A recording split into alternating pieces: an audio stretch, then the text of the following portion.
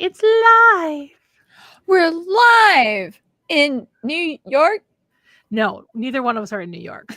No one has to know that. Maybe we are in New York. You don't know that. I mean, I tend to change up the town, the city I live in often, just to throw people off. See, like we're in lately, New I've been saying Minneapolis.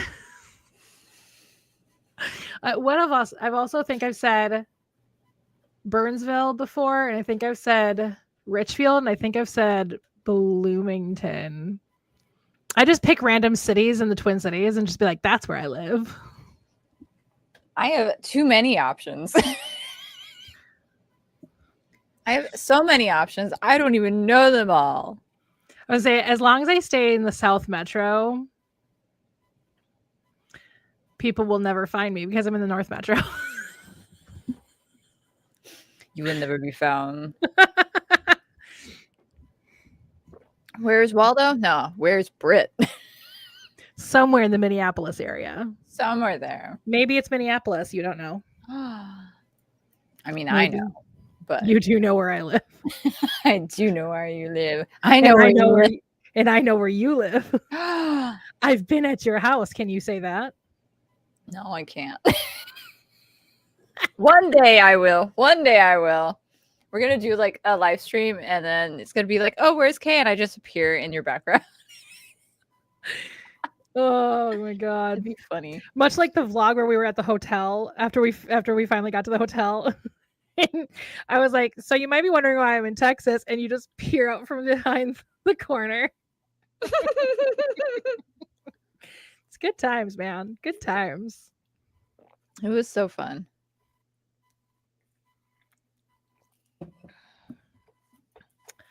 Oh my goodness. So much happening. There's so much. We have book covers to reveal. Book covers to reveal.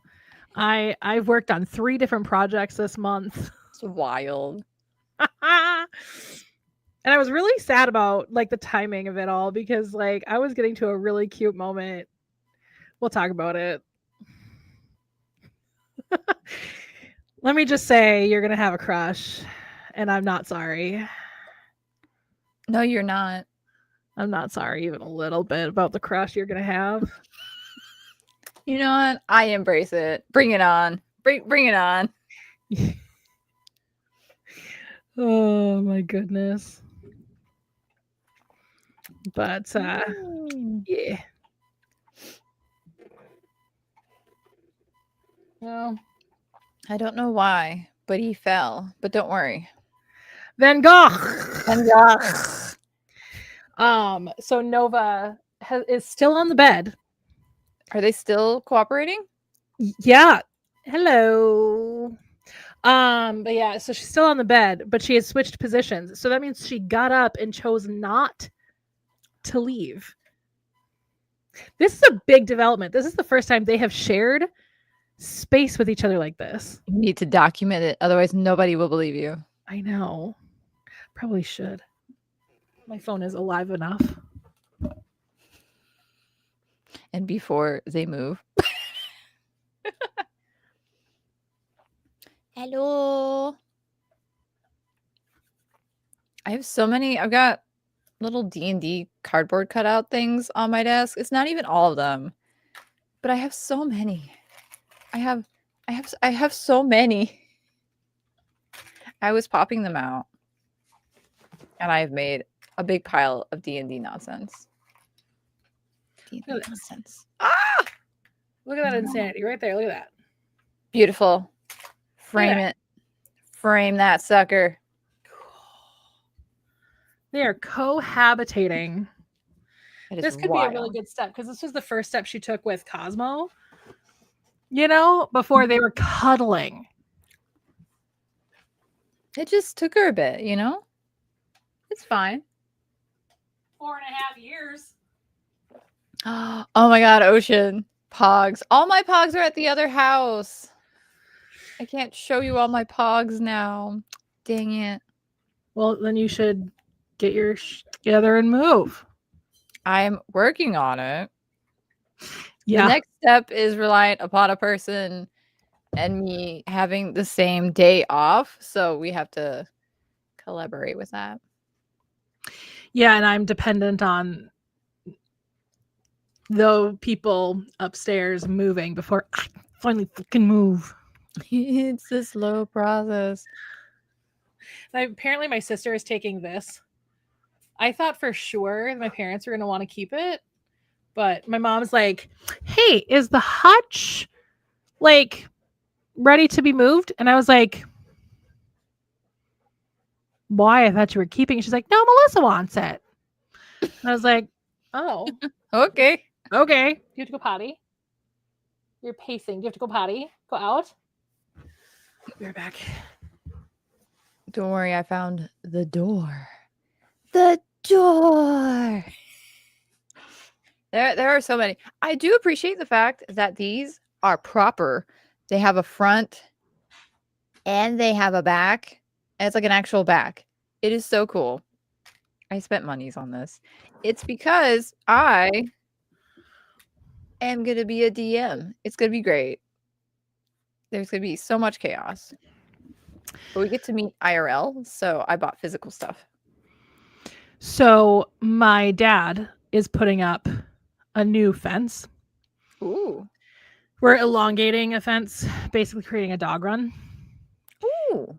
And turns out that the fence is no longer fully fenced in, and we didn't know. So the dog has had a lot more freedom.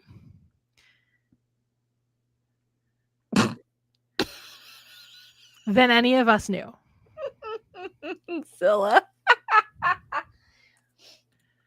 I don't get it. Elongating. It's just dumb. Rude. I ended the streak like forever ago. You shush. It's fine. I ended a much longer streak. Not ours. Nope. 1,000. Our streak on Snapchat is 1,000 days. You're not the only heart that I've broken. That's fine. They can break your heart because you have broken mine. Oh, see, it's retaliation. How dare you existing, Zilla? How dare you? How dare you? How dare you break this woman's heart? How dare you? Look at this innocent, sweet. I don't think I'm very innocent, Kay. No, I don't think you are either, but we're still going with it. Have you read this? I'm not very innocent. But it's right. It's right. Hold on. I can't. It's right there. Wait, what about you and Sandy? Oh, you're underneath Legendborn. That's where you are. You're right there. You're a tiny little guy. What about you and Sandy? Hold on. Wait, what? I didn't realize you two were hanging out still, chatting. Do we get to know information? Are you going to share with the class, Zilla? Yes, please share with the class. I literally just talked to Sandy not too long ago. Speak. She didn't say anything about you. Oh. Then why bring it up? Ocean.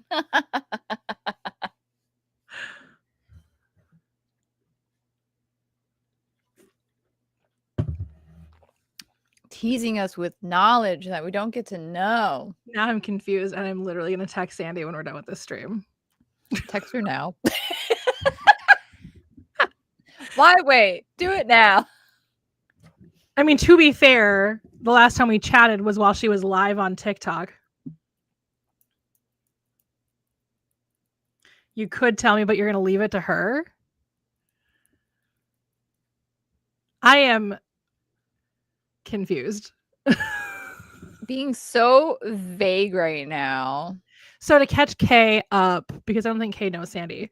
So Sandy is somebody I know through Kyle, and Zilla used to hang out with all of us at D2 when we all hung out. We were all one big happy family until Oh, the place that should not be mentioned. Sorry. I was about to say, are you allowed to? The place who should not be mentioned. I just need to get a buzzer and just buzz it before you start saying the word. I am poor. How did you know? Anyway, we all hung out together, and Sandy was like the first one to stop showing up. Was it Sandy or was it Amanda and the fam that stopped showing up first? I don't remember. I don't think it'd go that far. I hope not. Okay, it was Sandy. It was the last one to stop showing up to the place that shall not be mentioned. But anyway, those two actually were the ones that started out as arch nemesises, and then she stopped showing up, and that's how Zilla and I became arch nemesises. Nemesis? I Nemesi? don't know. We're writers. We know things. We know words. Yeah. Hey Google, what's the plural of nemesis? I'm actually gonna Google it right now. As you should. Oh, wait. Alexa, what is the plural of nemesis? It's nemesis. Is it like a sea anemone? Nemesis. Nemesis. Nemesis. Nemesis? Nemesis. Oh, nemesis. Oh my goodness. Anyway, continue your story. Literally. No, it was pretty much it. Oh. That was it? I was expecting more, but okay. Well, just that's how Zilla and I ended up becoming arch nemesis. Is because Sandy stopped showing up. We had to have an arch nemesis somewhere. But Zilla could have hung out with Sandy if he had come to GeekCon because she kept coming to GeekCon.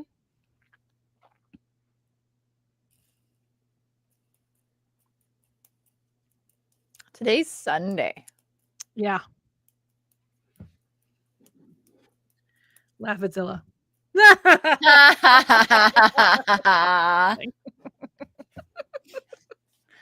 Who knows? Might be Saturday for him because I used to do that when I was in retail. I'm like, it's Friday for me when I'd have 2 days off in a row. I'm sure you've done rarely had 2 days off in a row. When I did the schedule at certain places that I worked. Oh. Was it do you remember that? I don't remember. I don't remember much. Was it Saturday? Saturday. That would make sense. That was Saturday. Oh yeah, you know what? You're absolutely right. It was Sandy that went first because I remember now that big group picture we took the last time we were all together except for Sandy. And Amanda and the fam were in that. That's right.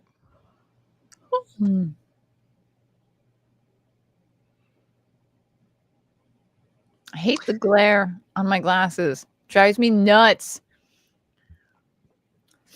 I'm gonna try to get anti-glare. You have known me since 2008. You should know by now that my memory is trash. It's a joke up at work. I am a goldfish. It's like one of the employees is like, oh yeah, it's cool because I could tell Kay a story all over again and they won't remember it. It's like, it's true. If I don't convert something to long term, it's gone. Mm-hmm. I don't even know why. I feel like it's something I should look into.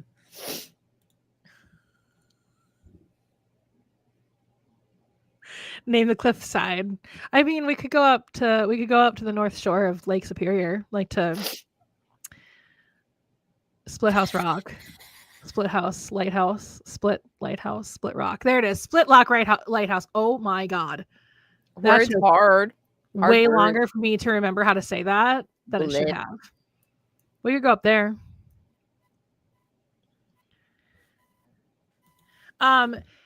You bringing Sandy is a lot easier than me bringing Kay.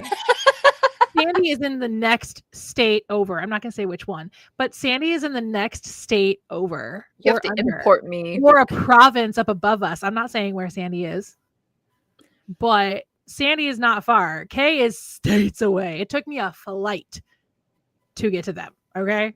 I could just go down the one freeway. Beep, bop, boop. Down.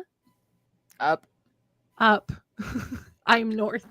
Down the road, down the witch's But you know road. what? Where we would be going, you could take 35 like even further. Oh my god, it's just a 35.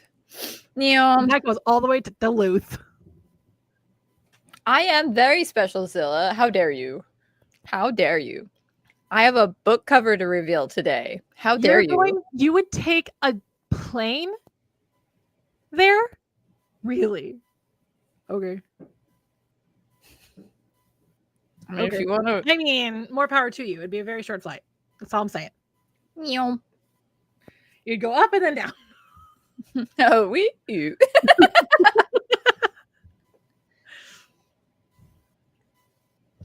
Okay. Yes. Technically, you absolutely could. You are not wrong.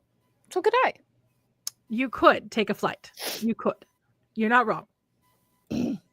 Question is that what's good for the planet? The answer is always no. Second, would you trust a plane like that?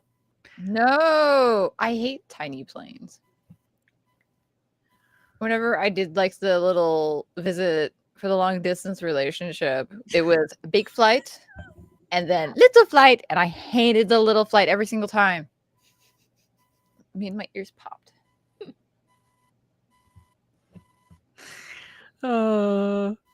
Fine. You don't win the war. You get to win the fact that win a battle. You win the battle. You win a battle. No, I am not. Nope. We are no longer in a relationship. This was like a previous one. So I am single, no mingle. Little Pringle. Here's my jingle. I was single and mingling, and then certain mingling happened, and then he mingled with other people, and now we no mingle. No mingle. Only jingle. It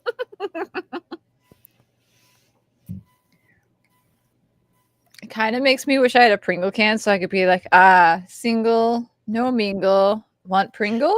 And I should clarify, it was not a relationship. He did not cheat. It was literally just, we were not exclusive, but he went exclusive with somebody else. I mean,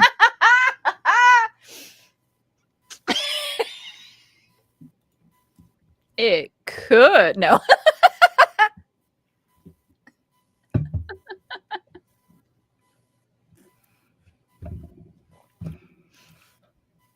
It's funny.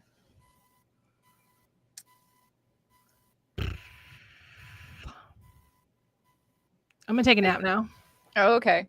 Welcome to my channel, everybody. My name is Britt, and I'm amazing. And I've written a book, and many others, by my book. To be fair, I have written a lot of books. I have written so many for the series that I'm writing. The word I was looking for was published, and I couldn't think of the word. Only published one. Working on the second. So freaking close. So excited for you. I can't wait. So fucking close, man. I was just thinking about that today as I was working on my edit.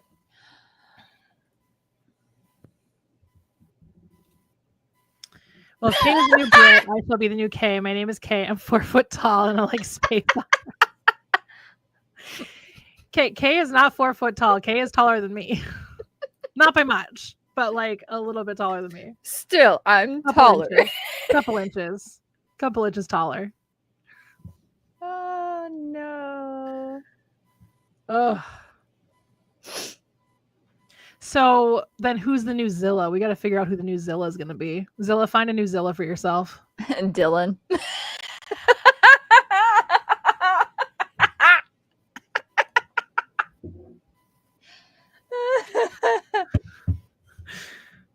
Oh my God. You guys thought the same thing. Let's go. See? Zilla can be me. Oh, Okay, I so approve. good. I approve. So But good. Zilla, we are taller than 4 foot. If you're gonna make up a size, make it taller. Oh my goodness. So excited. Can't wait to tell Dylan that he's the new Zilla. I love it so much. Oh my God. That's good. Love to see it. Kitty. I will approve that. There we go. Yep. You can be the new Dylan. Stay sexy. Sexy. I love it. Haha.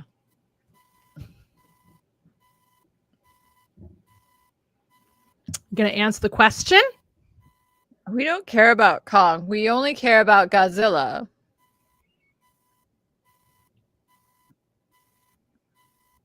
I'm waiting for an answer. Waiting.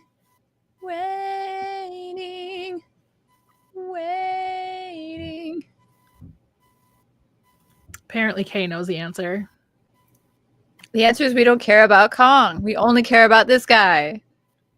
We only care about this guy. That Look is at the this little cutest damn Godzilla figure I have ever seen, and I need like 7 of them. He's adorable. I love the sleepy guy. He's just a little guy. He's just a little guy. Ooh, Zilla, did I show you? I bought like little blind box things, and I got the special versions. So we got Godzilla and Mothra.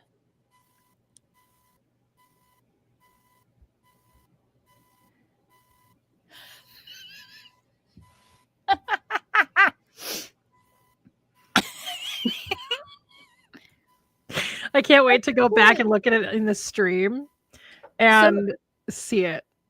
The sleeping Godzilla is a Funko Pop. It's from the Godzilla X Kong movie. Trying to find Godzilla Funko Pops is next to impossible. And I kind of want to show off the ones that I got the other day. Oh, are we now in ASMR live stream? Okay. Yes. Welcome everyone. Welcome to the live stream of Funko Pops. Today we have this guy. Gotta do the tapping, Kay. Gotta do the tapping. He's so amazing. You gotta do the tapping. You know. Oh yes. There you go. Very good packaging. ASMR makes me angry. Depends on the ASMR.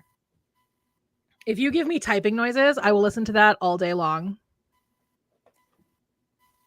It's so good. But yeah, I got buzzes in from the set. And I've got some other ones. They're you can't see them. They're everywhere. My Godzillas are everywhere. I'm so sad. I stopped collecting Funko Pops because I was collecting lightning figures, and then they stopped making lightning figures. Yeah, I saw that. Okay, we should actually get started. Introductions are needed. Hello, people. Welcome to the stream, y'all. My name is Britt. I am a contemporary romance author. I wrote this. No, I wrote Deepwater. It's been out for almost 2 years now. I'm in the process of publishing my second novel, which is called Price Check on Love. And we have a thing I'm going to show you guys later in the stream. Well, Kay's going to show it, but whatever. Anyway, but yeah, so important thing. Yeah, I'm very close to being done with that. That is coming out in November. November 18th is the date that is being released, which is very exciting. Now it's just a matter of getting the final edits done and getting it formatted and paying for all of that, because guess what? I'm an independent author and I have to pay for everything. We love it. So it's expensive to publish a book as an indie author. But yeah, But I love it because I have all creative control over my books, which I love. So, even though my editor has made me feel really bad about my book, just kidding, she did not. But yeah, so that's where I'm at. I also write sci-fi technically. My friend Kyle recently told me I need more aliens in my books, so I told him if I'm fine, I'll start working on my sci-fis again. And then I also am going to eventually dip my toes into dark romance. Both of those things would be written under different pseudonyms though, because I want to have people know what they're getting themselves into based on the name of the author on the book. So, and my sci-fis are young adult, which means they shouldn't read this. This is spicy. Melody shouldn't read it. No. Anyway, that's me. Hi. Welcome to the stream, everybody. Also, it's a cow, not a pig. Just so you're aware. This is Speaking of which, how is my gay duck? The gay duck is living the bestest of lives. He wanted to come home with me so in the worst way. Did. It was so funny. He wanted to come home with me in the worst way. Falling in your purse constantly. I'm like, all right, bro. The disrespect. Constantly. It was funny. In my purse. It was so funny. Every single time. It was just that one, wasn't it? Just the one. It was just the one. Mind you, there are like 5 others among it. And it's like in the middle. And it was just like, no. Yeah, so Kay has a bunch of like stuffed ducks in their vehicle.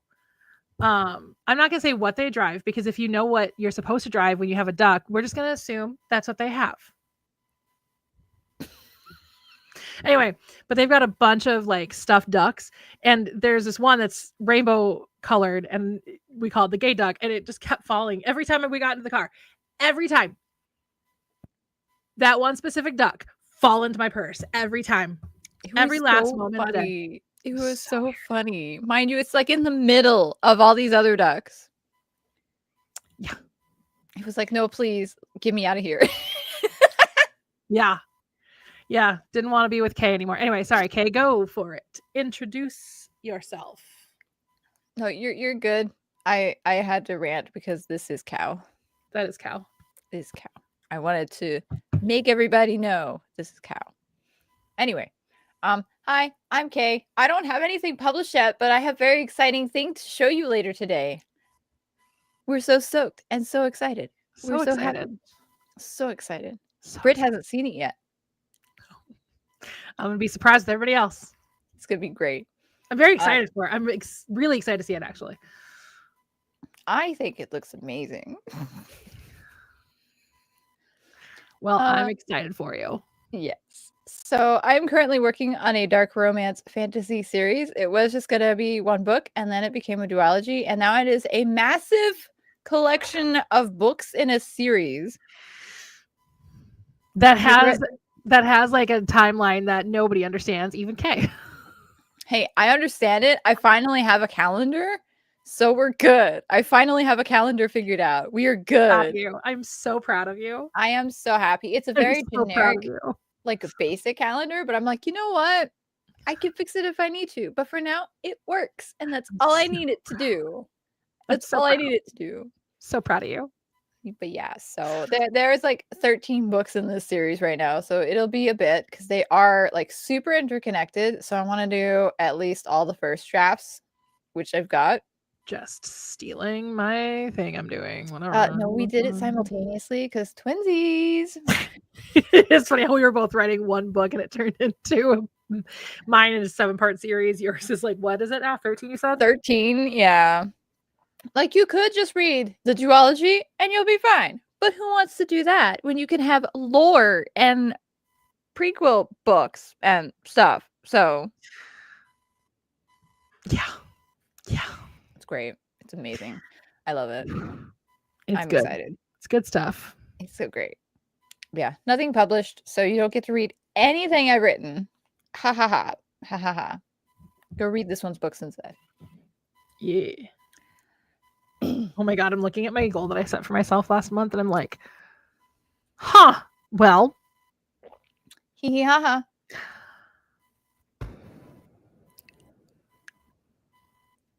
Anyway, so yeah, so we have some things to show everybody. Do you want to show yours first, Kay? I'll show mine first. I cannot wait. I am so excited. I can't wait to see it. Let me do this, and then let me remember how to do the thing. Is it this button? Ah! You can do an image. That's cool. I've broken everything. Ah! Broke the stream. Oh, no. How? Oh. Okay, there we go. Oh my goodness. I don't know why I'm so tired right now. But I'm tired.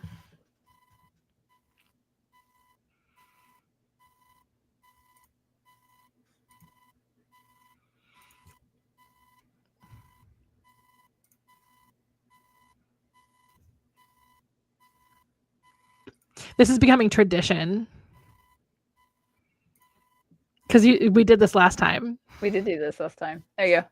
Okay. Ladies and gentlemen and everyone in between, I present to you... Hold on. There we go. The Kingdoms of Bloodlust book cover! That's actually really pretty. Thank you. I actually really like that. It's gonna kind of look like that. Kind of, maybe.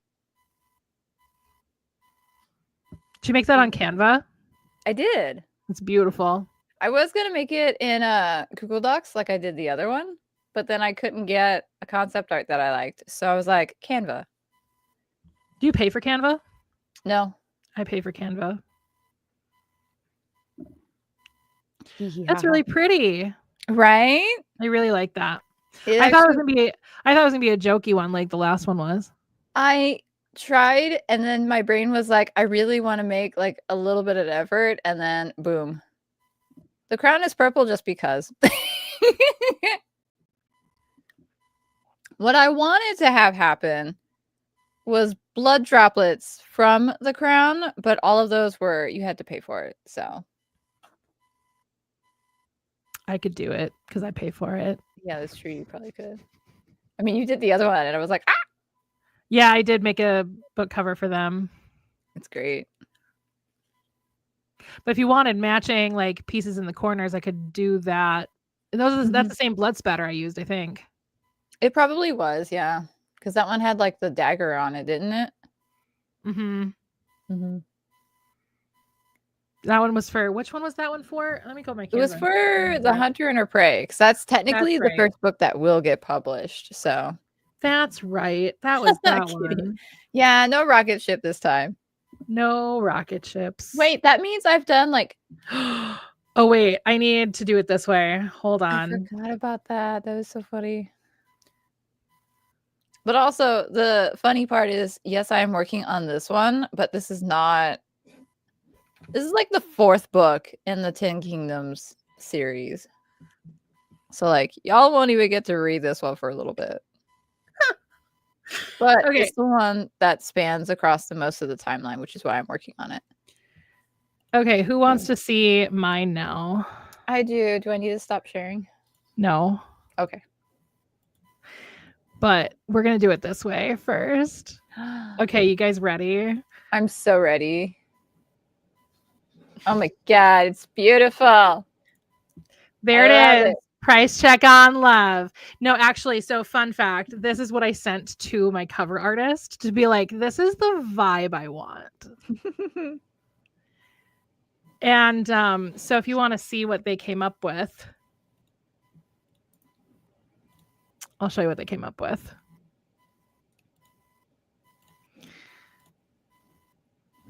Window. It does kind of look like Justin Timberlake. I did. That's what they came up with. I love it so much. I'm so in love with my book cover. You have no idea. So good. And it's Justin Timberlake. Meh. Does he need to be? No. Relevant? I don't think he even needs to be relevant. He needs to be so not relevant that he's unrelevant. But yes, that is the book cover, the official book cover of Price Check on Love. And I I'm obsessed with it. I'm obsessed. I wanted to use the same cover artist that I used for Deepwater because I really love this cover too. Because I like the fact that was originally what I was going for was more vector imagery like this. But that cover artist never got back to me when I reached back out. So I was like, I guess I gotta find a new cover artist. So I just put a call out onto the internet, created a Google form because I made that mistake last time when I found this cover artist for Deepwater. I was like, I need a cover artist, and I all of a sudden was just bombarded with DMs. That was back on Twitter. And this time I put it out on TikTok and Instagram Reels looking for a cover artist. And I was like, I will not be looking at DMs. So if you send me a DM, I'm not going to see it, basically. And I just was like, there's a Google form for you to fill out. That way I knew that they were 1, serious, 2, listen to instructions, and 3, weren't bots. So then Ronnie reached out on the Google form, and I loved their art, and I was like, done. And what I liked about their art was that they do center plus size AFAB people. So since I write plus size women, I wanted to ensure that I was getting an artist that understood how to illustrate that without it being cartoony or like having the proportions be like way over sexualized and things like that. I wanted them to be real people, so that's what we came up with. We worked on the logo, like this logo even here, like I got to choose what the logo is. So even though you really can't see it that well, like it's actually a very like specific logo for the pet store that they work at. Ooh. So it's very, very cool. I'm very, very happy with it. I love it so much. I love it. I am obsessed with it. It's so good. I'm obsessed with it. So that is Jessica and Logan, and I'm very excited for people to learn how they... Spoiler alert, they fall in love. Oh my God, what? How could you spoil your book, Britt? Oh my God. I know. How could you? Now you don't have to read it. They fall in love. Actually, please still read it. Dang it. I wanted to read it. Oh, well, guess I won't read it now. I'll just buy it. Well, you did just buy Deepwater, so like you haven't read that either. And that's what I do with Melissa's books too. I've bought them and I haven't read them yet. I haven't read her books either, and I feel like a total jerk about it. Don't worry. But she has my money, so that works. Exactly. Like, you have my money. You got my money twice because I bought physical and ebook because I was like, maybe I'll read the ebook version. No, my books are too straight for you. Don't worry. I support you in your normative ways. Oh my goodness. I mean, this is only like half straight. That's true. There's a lot of AMAB people in that book, and I think that's your problem. There's so many men. Ew. Too many men. Ew. One is too many. You've got 3. 3 men. No. Yikes. Gross. Oh yeah, spoiler alert, mine are all sapphic, so. Yeah. What's fun about this one is that there's, that the villain is also a man, because of course the villain is the man. Well, yeah. The women are not at fault. And everybody who has read my book, read Price Check on Love, every single person that's read it has been like, I hate him with a firing passion. I'm like, I'm so glad that was the whole point. You needed to hate that man. I was actually afraid I overdid it. But from the literal words of my editor, because men have the audacity. You did not overdo it. Men have the audacity. They do. I say with that, like literal men in this chat. Oh well. You It's have the audacity. It's fine. Anyway, yeah, so I'm obsessed with my book cover. I just keep looking at it and I'm obsessed. I want to dig out one of my old PetSmart name tags that I still have. I know I still have at least one of them, if not both of them, because I had two. I had the original one, and then I had this other one we were supposed to put pictures of our pets in them. And so I took pictures of all of my pets and like was going to switch them out, but I ended up never switching them out. I guarantee you it's still a picture of Cosmo in there. But I'm just gonna, like, when I have the physical book, I'm just gonna put it up on a thing and then put my PetSmart name tag right there, because there are stories that inspired stories in there.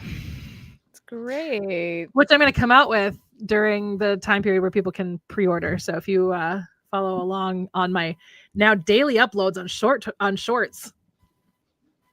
Oh my gosh. Twice a day on TikTok because of my writing updates, and once a day on shorts and reels.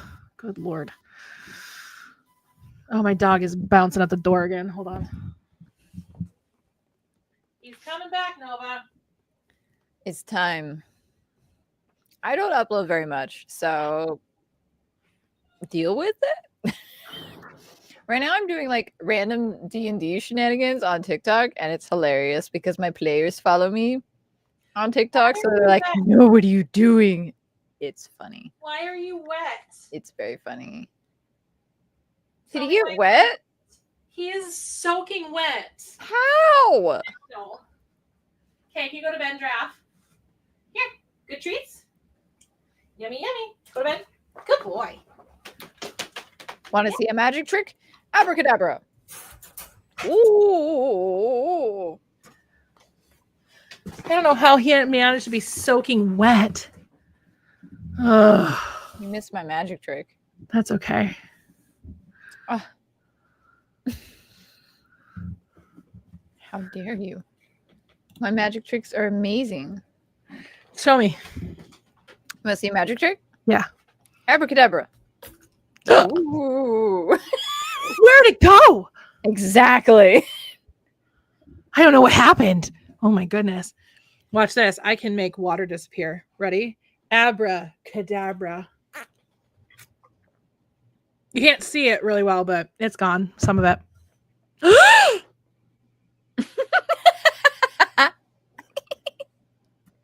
I hope that ends up being, well, no, I upload thumbnails, never mind. It would be funny if that was like, if I didn't upload thumbnails and the thumbnails would be going.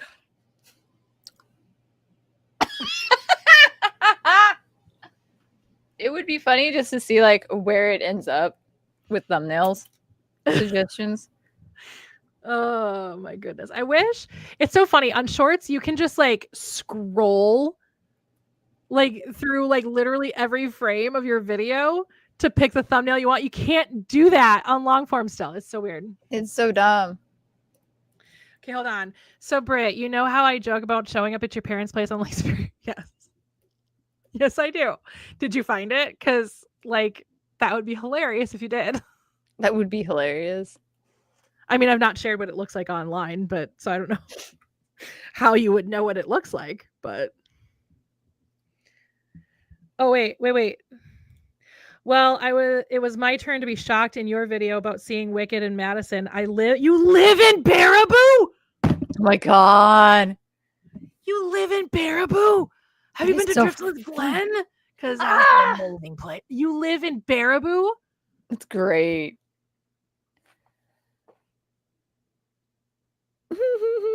That's hilarious, actually. That's all right. My mom and I are probably going to go back to Baraboo at some point because, well, one, Driftless Glen is amazing, but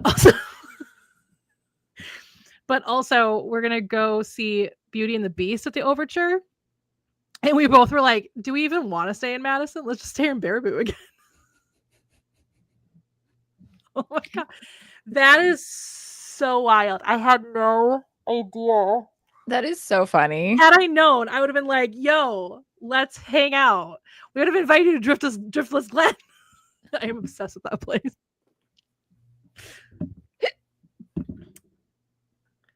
Yeah, that's why I went to Baraboo, actually.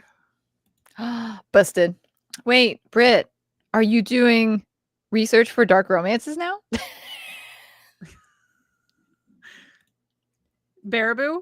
Yeah, I know how to pronounce Baraboo. I used to live in Madison back. Well, I mean, I was like 4, but like we were originally from Madison, so I know how to pronounce names out there. Yeah. The only one that I didn't know, which is not in the Madison area, but is Wausau. I pronounced it when I first saw it. I pronounced it Wausau, and the guy that I knew that lived there, he was like, "It's Wausau," and I was like, "Okay." He's like, "Doesn't even look like Wausau," and I'm like, "There's literally a U at the end of the name of the town." Yes. Town names are dumb. Ugh. Besides, the other reason I probably knew how to pronounce it as Baraboo was because originally we tried to stay at the old GeekCon hotel, which is a Marriott, right? Is the Marriott Madison West in Middleton. It's actually technically not even in Madison. It's on the border, but it's like in Middleton technically. And when I called to make a reservation with my point system thing that I have, they're like, "Oh no, that is booked." And I was like, "It's like 4 months out. How is that hotel booked?" And then I found out it's because Coldplay was playing on Saturday night, or was it Friday night? I don't remember if it was Friday night or Saturday night. I think it was Saturday night. And no cheating or CEOs though. No cheating CEOs that we know of. Anyway, and so but Coldplay was playing and Wicked was playing and like all these other things. I was like, so that makes sense why it's sold out. So then I was like, okay, what's the closest Marriott that you have to Madison? They're like Baraboo. And I was like, okay. Ended up being great because like I said, Driftless Glen, my new favorite like distillery. It's my favorite distillery I've ever been to. Ooh. So Ryo was his name. Oh. I don't know. Why is it like this? Oh, good. I fixed it without accidentally. Oh, there's another one. Oh my god. I still laugh at this like book cover that I just like put together, like the concept I put together. It's so great. I love it. I should use that one instead. April Fool's release. April Fool's release. Limited time. The only reason I remembered was because I was looking for, because actually I was looking for this. Download.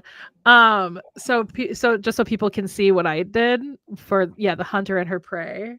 I'll load that up so y'all can see. It's so good. The book cover that I came up with for another book of theirs. Not my silly little share. Because like I showed you the concept and you like built off of that. Yeah. That's what I came up with. Ooh. Book 1 of 1. Book 1 of what? Of what? How many? Well, see, that one is book 1 of a duology. So, well, I think this was more or less the name. You hadn't come up with the name of the series yet. It's not like book 1 of like 2. It's book 1 of the 10 Kingdom series, I think is what you settled on, right? Well, that's for the prequel stuff. Oh. This one, I don't have like a name for the duology yet. I'll have to think of one. Because I kind of like, I did this book and then I was like, oh, more ideas. And I haven't gone back to it since. Yeah. But that's what I came up with. I did a second draft, so. I still like it. I still like this too. It's got good vibes. Yeah. Anyway, that's. Where do we go? Found us. We love it. That's what I came up with. But that's why I found it was because I was scrolling through my Canva and so it's kind of funny. I just found this other one too. Oh my goodness. I'm not gonna show it on stream because there's no reason to, but it's just hilarious. I was trying different concepts of like what I wanted to do as a mock-up for the Man from the Stars. It's literally just like a middle-aged dude in a t-shirt, just like not looking alien at all, and just like more aliens in the sky, like turn down the opaqueness. And I was like, that looks really bad. Moving on to a different concept. It's a concept of a concept. Oh my goodness. That's wild. Ugh. Anyway.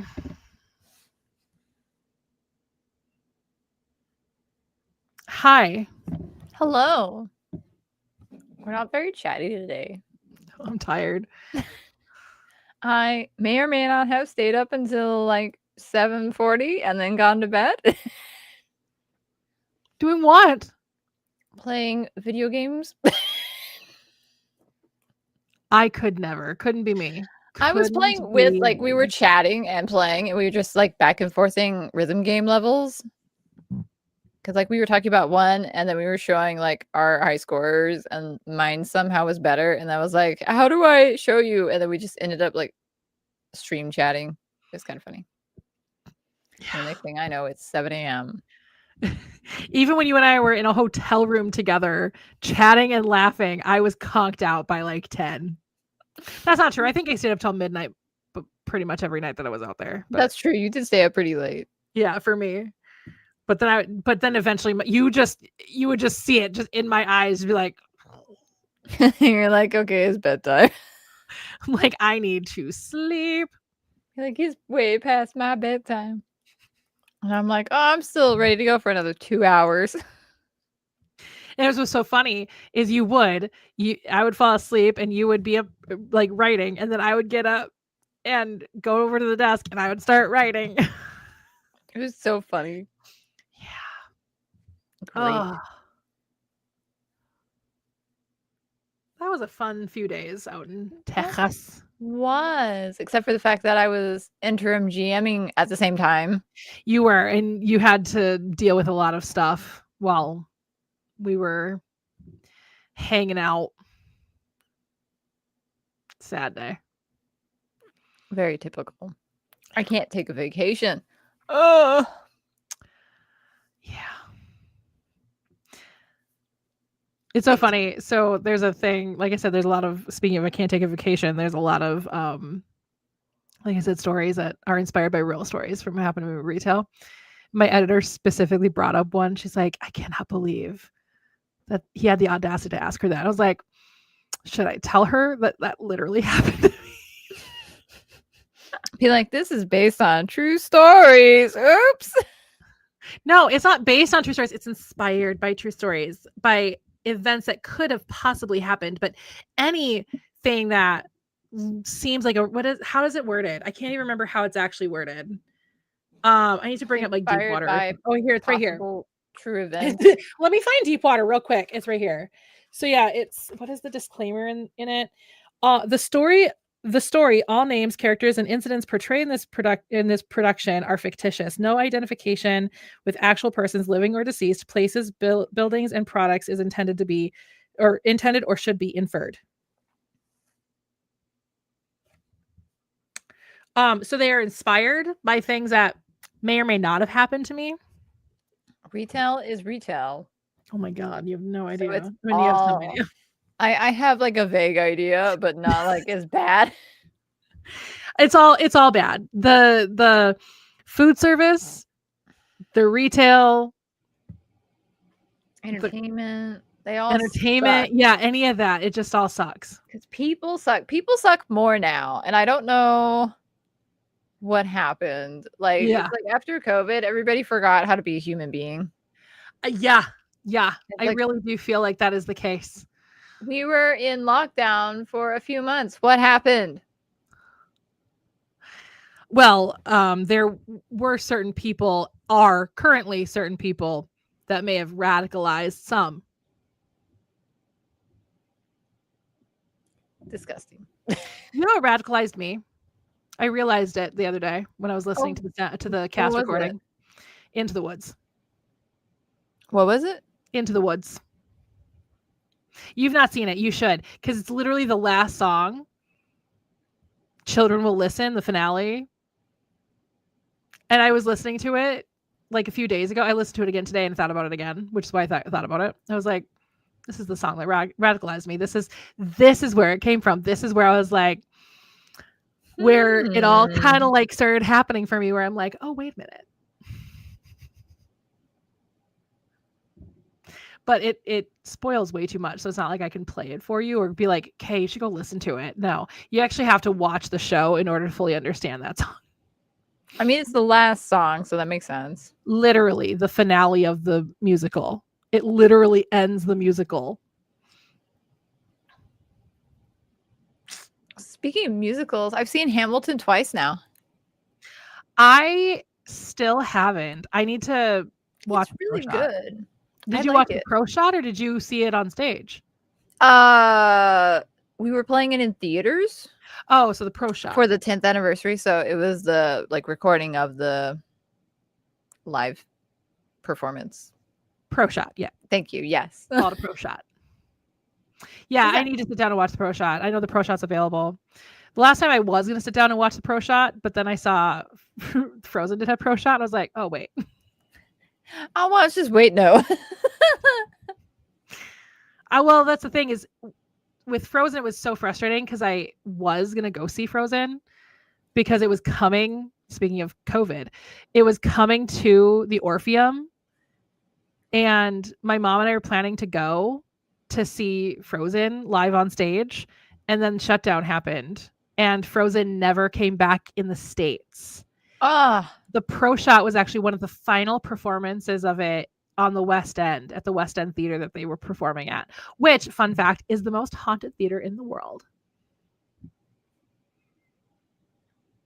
Fancy. So but yeah. And I will never get over that quick change. I mean, I know how it works, so I looked it up, but I will never get over that quick change. Oh my God. That quick change.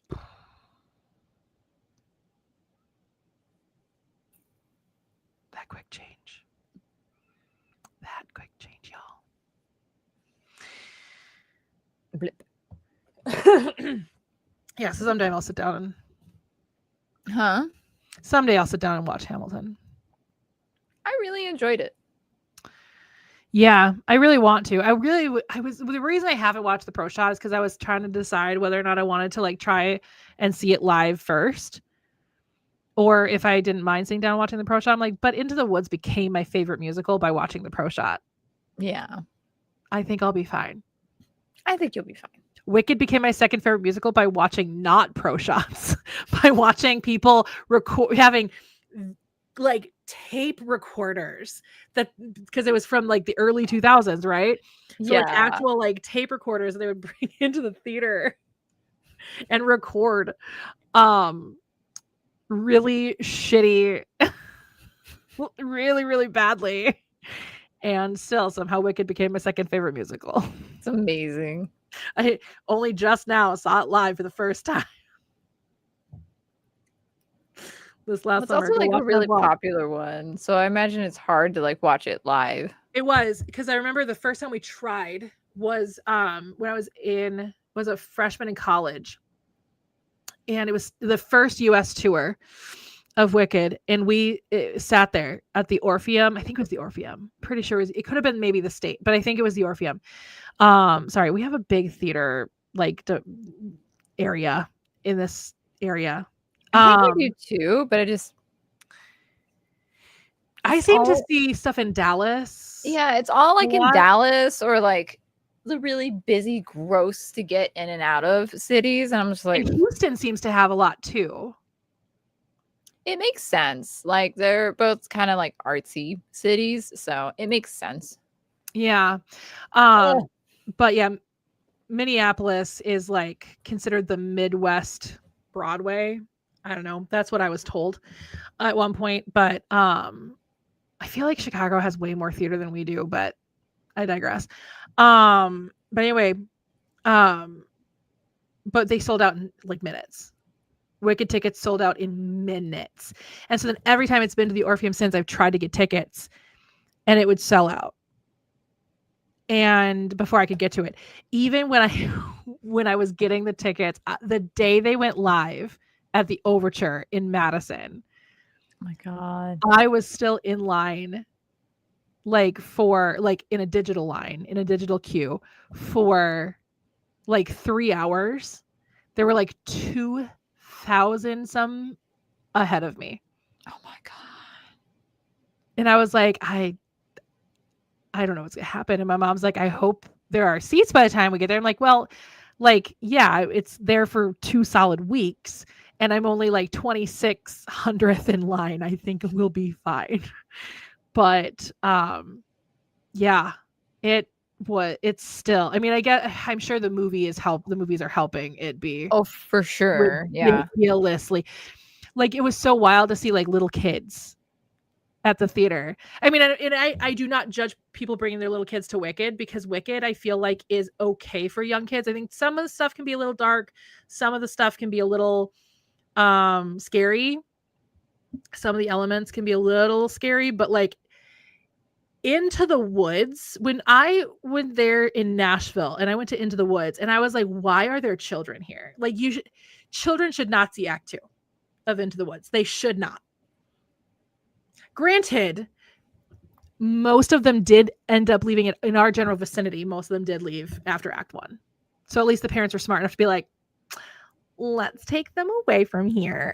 Let's go, kids. We're going to the candy store. Into the Woods is not for children, even though the final song is called Children Will Listen. And that is the point. It's not, it is for parents. It's for the adults in the room to be careful about what they say and do, because children will listen. They absorb like little sponges. Yeah. I think it would be cool to like watch a show live. I just don't know who I would take, because I would want to take somebody. We actually have the Guthrie Theater in Minneapolis, which is one of the most well-respected theaters in the entire world. I have a friend in like the Houston area that is an actor, and her dream at one point was to come and act at the Guthrie Theater in Minneapolis. Ooh. Like, we have one of the most respected theaters in the entire world. And that's where I got to see one of the Into the Woods productions, actually. My favorite production I have ever seen of Into the Woods was the one that they did the Guthrie. Ooh. First of all, Into the Woods should be done on a thrust theater, but because that's the first time I ever saw it on a thrust theater.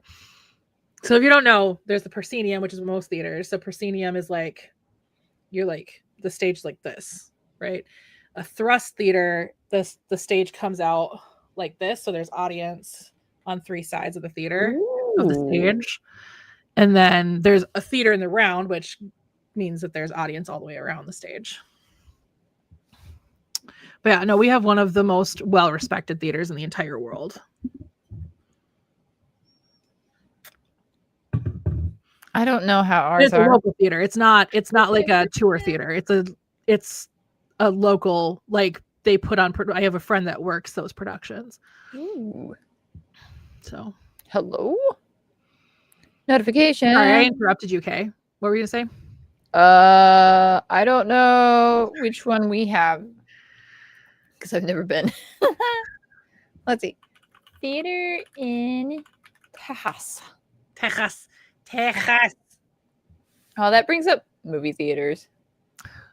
Say live theater. Oh, maybe the Best Performance Hall. I hear that name dropped all the time.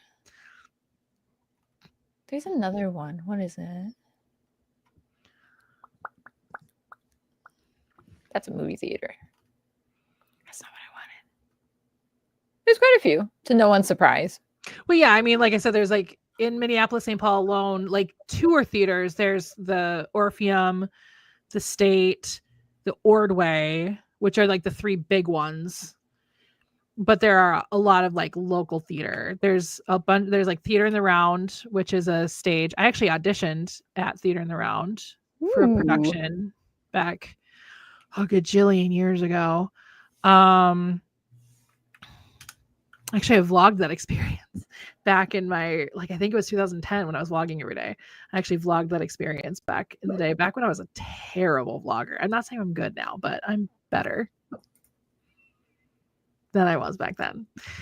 But yeah, we've got improv troops around here, like really renowned like improv troops. We have the Guthrie,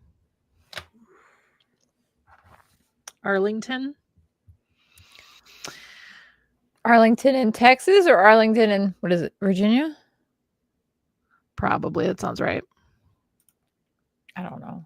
I forget. Yeah. So it's a bit of a trick. It's really hard to break into the theater world in this area. Yeah, I imagine. There's a lot of competition and stuff. A lot of competition. So people come from all around the United States to come and do theater here. I tried a long time ago. I probably could now because I actually have like friends in the theater world now here, so I probably could now because it's definitely very, very cliquey. Mm-hmm. So, anyway, should we talk about our goals from last month? Sure. Our goals. So, Kay, your goal was to work on the second draft of Bloodlust and do the writing prompt. I did one of those things, and it wasn't the writing prompt. I know. I thought about the writing prompt literally an hour before the stream, and I was like, I should do that. I thought about it. Oh, okay, cool. I thought about it, and then I was like, no, I'm gonna work on my book.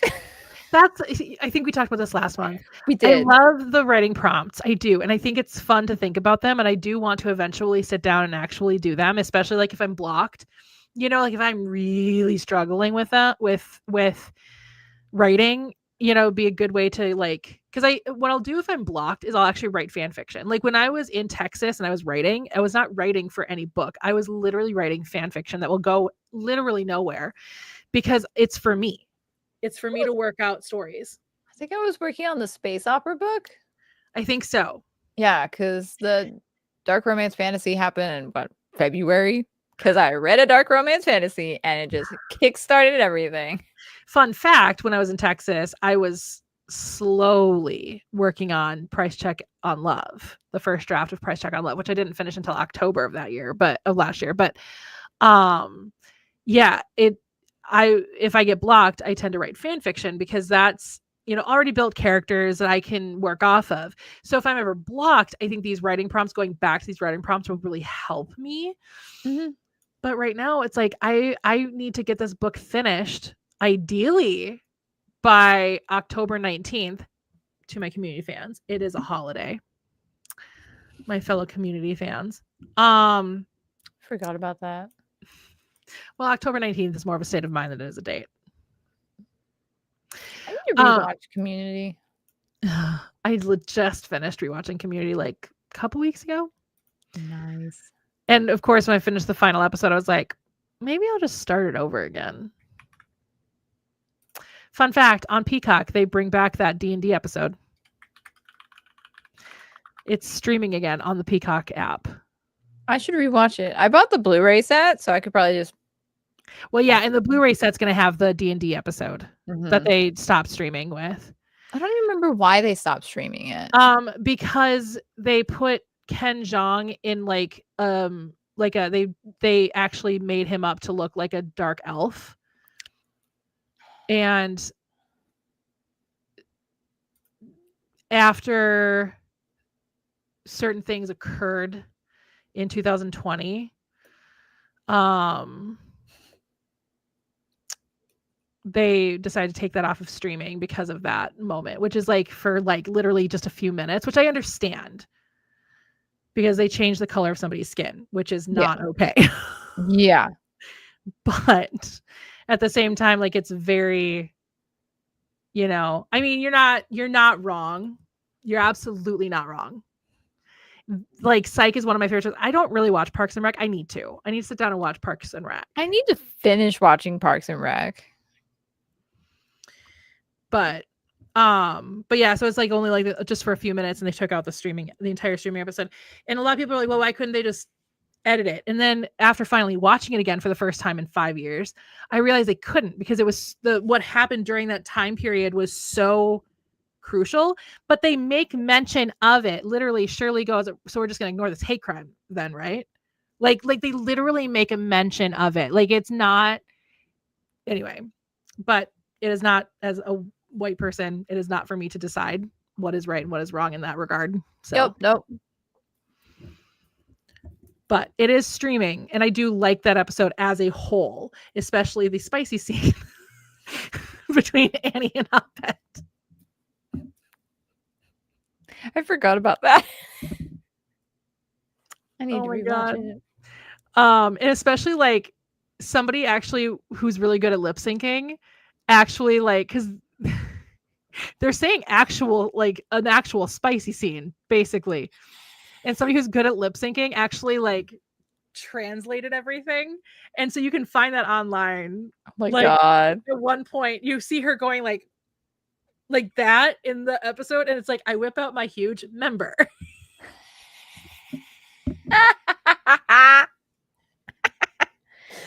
Oh my god!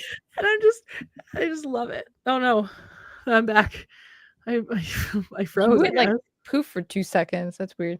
Oh my goodness. I don't think we can be friends anymore if you've never seen Community or Psych. I've watched Community. I've watched half of Parks and Rec, and I've watched none of Psych, but this one keeps telling me to watch it. Oh my god, Psych is so good. I've watched all of The Office. The American version, not the British version. I tried watching the American version, didn't love it. Tried watching the British version, also didn't love it. I tried to watch the British one, and I was just like, Ricky Gervais, as much as I think Ricky Gervais in a lot of situations is really funny, he irritates me way too much in The Office. I know that's the point. Yeah. Like, they're supposed to irritate you, but like, I can't. He's too irritating. Too much. Yeah. I can't do it. But hats off to Ricky Gervais. He played a fantastic, annoying ass human. And I normally really love British comedy. So that's why I was like, well, I don't love the American version. Let me check out the British version. I'm sure it's way better. And for all intents and purposes, it probably is. Oh, it's an anime. Or animation. I have not. It's an animated thing. I don't watch a lot of animation anymore. It's a TV series. Oh, it's new. Oh, that's why I haven't watched it. Sounds about right. I want to watch K-dramas so bad. I see clips of them and I'm like, this is right up my alley. I just don't have very much time. Yeah. I every time I'm like, I'm gonna watch something new, then I immediately am like, never mind, I'm gonna watch something I've seen 500 times, like Community and Psych. So every time I'm like, I need to watch that new thing or new to me thing, like Parks and Rec. Because I'm sure I would love it. Because that was me with Arcane, because everybody was like, you're gonna love this. I'm like, yeah, I'll get to it eventually. I binge watched it one night for the first season, and then like a couple nights later I binge watched the rest of the season. And I'm just like, why did I do that to myself? My only fear with Parks and Rec is one of the reasons I don't like The Office, and one of the reasons why I never stuck with Abbott Elementary as much as I loved the humor in that show and love all the actors in it, is because I don't love mockumentary style television shows. I don't love that. I find that personally, I find it to be lazy storytelling. It's like, I think it's cute on like how they do it. Yeah. Like I like the few episodes that Community did of when they made fun of that style of storytelling. But that was them making fun of it. It was them winking at their, companion shows on the same network.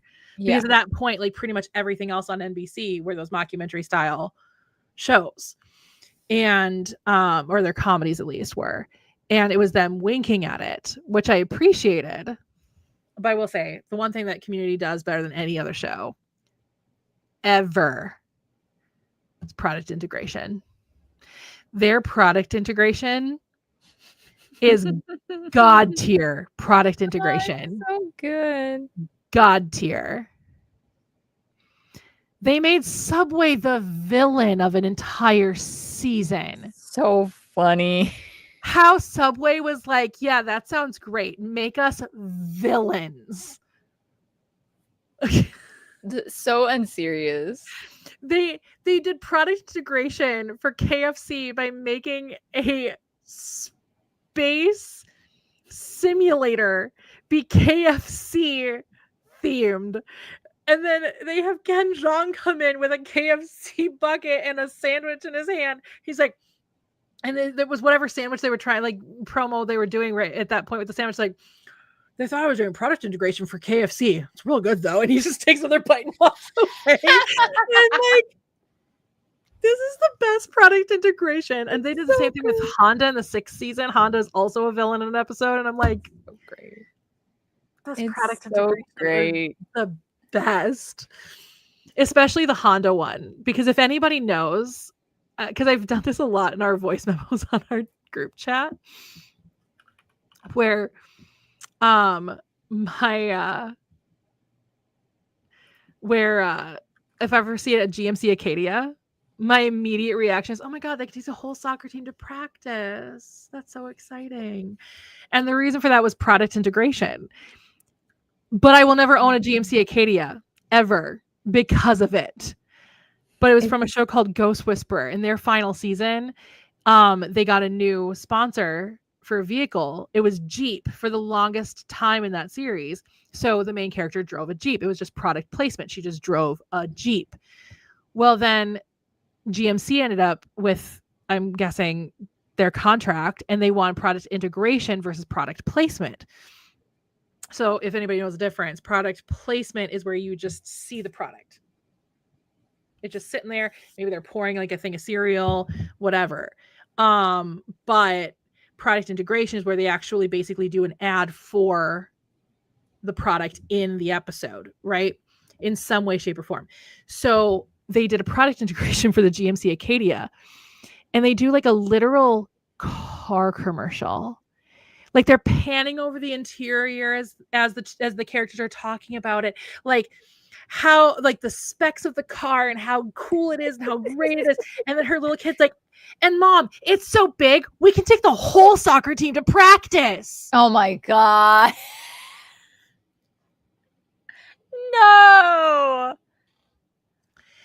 To this day, if I see a GMC Acadia, I go, they can take the whole soccer team to practice. I'm so excited for them. To this day, I tell you, I watched that episode more than 10 years ago. I have not seen it since. I cannot find clips of it online. Oh, it's funny. It lives only in my memory. But it lives rent-free. As rent-free as this, which I've known for more than 20 years. You take the good, you take the bad, you take them both, and there you have a whole lot of things that don't add up. How and why did Tootie become such a high fashion model? Where Blair's boyfriends all hatched from one egg? If the facts of life were all about you, why weren't you on the show? I'm AJ Benza. Join me for some possible answers when Nick and Knight brings you the facts of life, unhidden mysteries. Why did I memorize that commercial from the early 2000s? Tell me. Because you probably watched it 50 zillion times. I watched a lot of commercials back then, 50 million times. Anyway, that was our life. That was our life. Anyway, so when they got to the Honda episode of season 6 of Community, and they were doing very similar stuff, and I'm like, oh my god, I feel like they're making fun of Ghost Whisperer, but because they weren't making it serious. Like Ghost Whisperer was a serious show. It was a drama. It was a procedural drama. Community was a stupid comedy that like purposely made fun of their product integration. And so like they were winking at it, but they were like, at one point, like Britt is in the car, slam you, or no, I can't remember what she says, but she says something about like, she's telling Rick to stop, and Subway, if you remember Subway, telling him to stop, and she's like, tap your foot on the highly sensitive brakes of this amazing Honda vehicle. I love Community's product placement so much. Okay, sorry, we should get back on it. So, oh yeah, your goals. I was like, wait, how did we derail so hard? Because we both have ADHD. Okay, so my goals were to finish the first draft of Having Fans, average 2,000 words a day for the year, aka do something creative every day, and then do the writing prompt. I did not do the writing prompt. I did finish the first draft of Having Fans at the beginning of this month. Then I started Selling the Lie. Got to a real cute spot in Selling the Lie. I was like, okay, here it is. Here it is. This is it. This is the cute spot. And then my editor emailed me, was like, hey, want to get together and talk about Price Check on Love? And I'm like, hard stop. Got to finish Price Check on Love now. So Selling the Lie is now sitting in its first draft folder, all lonely for the last few days. Poor book. I know. Poor but baby. I had to do a hard stop because I really got to get my rear in gear with Price Check on Love, because that's coming out November 18th. So I want to get pre-orders up as soon as possible. But I mean, I technically can do pre-orders before the book is ready, because obviously nobody's going to get it until November 18th, and you can do a placeholder. But yeah, so I am very excited to get that done. I am like on page 57 of 158 pages. So about 100 pages left, but there's going to be a lot of changes because there's a lot of places where my editor was like, okay, you need to change this. You need to add more here. You need to subtract more here. You need to stop making her so fucking whiny. And I'm like, you're right. She is pretty fucking whiny. Oh, no. It's not that bad. It's like there are moments where because I remember being in those moments with the first draft going, okay, I resolved this issue a little too quickly. So I kind of pull her back into this mindset of like where she is kind of towards the beginning of the book, just because I wanted to create conflict. And that seemed to be fine with my alpha reader. It seemed to be fine with my beta readers. But my editor's like, no. And I was like, okay. Editor's like, we don't like that. We don't like it. So I was like, okay. So I just need to rein her in a little bit. We need to give her other problems to deal with other than like what I have her complaining about. I don't want to give too much away.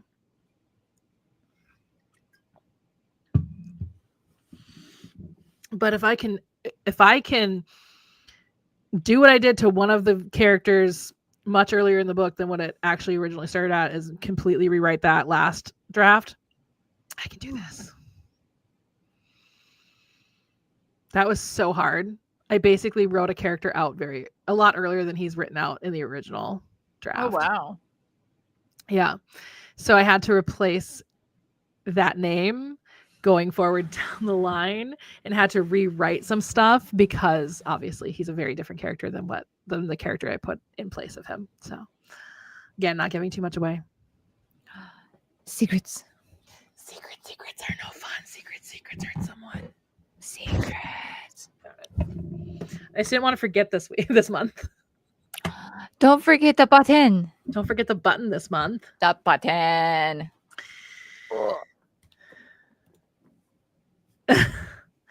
Oh, yeah. There are definitely some things in Deepwater that I did not agree with her on, and they stayed. But I feel like that was fair. And there's a couple of things already that I'm like, I don't understand what you're saying here, so I'm just gonna move on. Like, I don't get it. Like, You okay? My dog just had a sneezing fit. Achoo.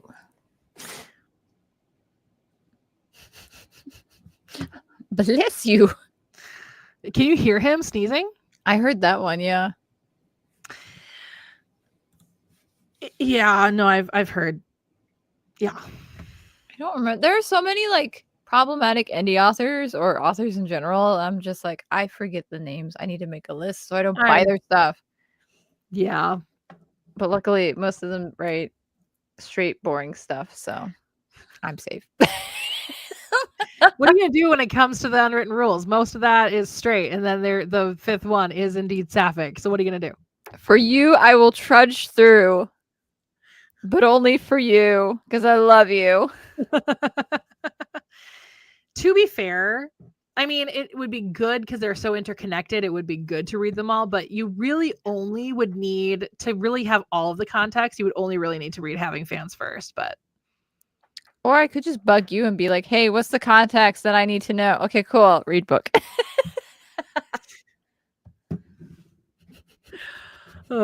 yeah. But I mean, they're so interconnected that there's context that carries through all of the books, but then the prelude is going to be really interesting to write because I have to basically forget like half of the characters because they don't exist in the realm. No, I mean, they exist, but they're elsewhere. Go over here. Go over here. I tried to think of fun ways to integrate two of my main characters that basically created the series. Tried to figure out a way to integrate them into the prelude, but I'm like, it's just that feels a little too like forced. Yeah, and you don't want that. Yeah. So anyway. But yeah, so I have worked on 3 different projects this month. Technically, I've also worked on like D&D campaign stuff. So, but like that's not really, it's not quite. It's still creative, but it's not quite. It's sad that some indie authors use AI to write their books. It's sad the indie authors use AI. Yeah. Point blank. Just why? I will never get over the person that literally had the chat GPT prompt was left in there, and I'm just like, at least remove how? that. How did that happen? They just literally did the thing, copied everything, and then just threw it in the thing. It was like, book. Even when I rewrite stuff, right? So I'm like, okay, I don't like the way that's worded, so I'll reword it. I'll go back and review my own writing. I'm literally like tweaking and editing a backstory for a D&D character that I'm writing. Like, what? Yeah, well, at least at that point, clearly there was no, or AI edited. Yeah. Oh my God. It's just embarrassing. Yeah. Well, I am happy to say that none of I wrote this. That'll be the same with mine. I'm doing everything, and then I'm hiring actual factual artists and editors. So, like, there are people involved. Oh, I already got rid of it. I was going to share my book cover again and be like, I wrote this. Boom. But I already X'd out of it. Yeah, no, I write my books because that's like the fun. Like, I want to be a creative. Point. Yeah, like what you're just like, if you do that, then you're just in it to try to make money. Like, so I am getting frustrated. I mean, luckily that conversation has died down now, but I am frustrated with the people who are like, M-dashes means AI. I'm like, no. Oh yeah, and then people pull up like 1,800 books and it's like, oh no, it's AI. I use M-dashes all the time when I want there to be like just this like slightly longer pause. Just like a slightly longer pause or like a little bit of like tacked on information. Right, exactly. Like I use M-dashes for like when I want to emphasize a thing in thought, or if it's in a conversation slightly larger, like there already was one that was written by AI and won way too many Oscars for my liking. Which one? I can't remember the name of it, but it's that one. It was the musical with the really problematic. That one? Oh my God. Was Amelia? No. I can't remember the name of it. I can't remember either, but I was so mad about that one. Yeah. And how that won over Wicked. Are you fucking kidding me? Yeah, because I like listened to one of the songs. I'm just like, this gives me. Thank you. Amelia Perez. That's what it is. Yeah. Yep.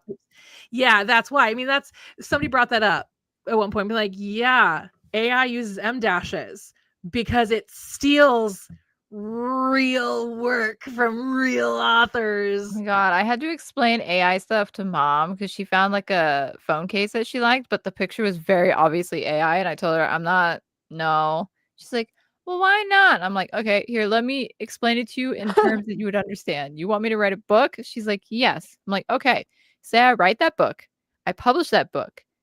Somebody takes that entire book and shoves it into the algorithm. They've stolen my book. Yep. And she's like, oh. Yeah. She's like, that's dumb. I'm like, yeah. And yeah, that's the song I'm talking about. Yeah, no, that thing gives me the ick. I did not. Oof. That whole thing gave me the ick. And I was like, I half wanted to like watch it. And then I saw that bit and I was like, no, No. no. No. Because I'm like, And oh, I mean, to be maybe fair, they've never come out and outright said it was written by AI, but a lot of people suspect that it was written by AI. it's just poorly written if it's not. They also think the same thing of Wish from the Disney movie Wish. They also think that was possibly written by AI. Or I at don't least the think it song. was written by AI, but they just like, because there are tidbits in there that people are like, oh, this Easter egg and that Easter egg. I'm like, oh, okay. It's just Wish just in general was kind of meh. I haven't seen it yet. I need to get caught up. I need to go back to my it's time for another Disney movie. But now I'm like, oh wait, no, we can't be on Hulu or Disney Plus anymore. No. Go borrow from the library or something. Good. I could do that. Be like, I'm supporting my local library, but don't like show the name of the library. Oh, I already do because I use Libby. I should go to my library. It's been a hot minute. I kind of miss this. Before they moved, I used to go there like every That's week. true. And I would, yeah, they can. That's very true. And I would get books on like writing and stuff to the point where the librarians are like, oh, how's your book coming along? And I'm like, oh, it's coming along okay. Mind you, I don't even remember what book I was working on at the time. You worked on so many over the years. Oh, so many. There's one that's still in my head, and I really hope that I can salvage it and put it on this computer, but I'm going to need a floppy reader to do it. That old?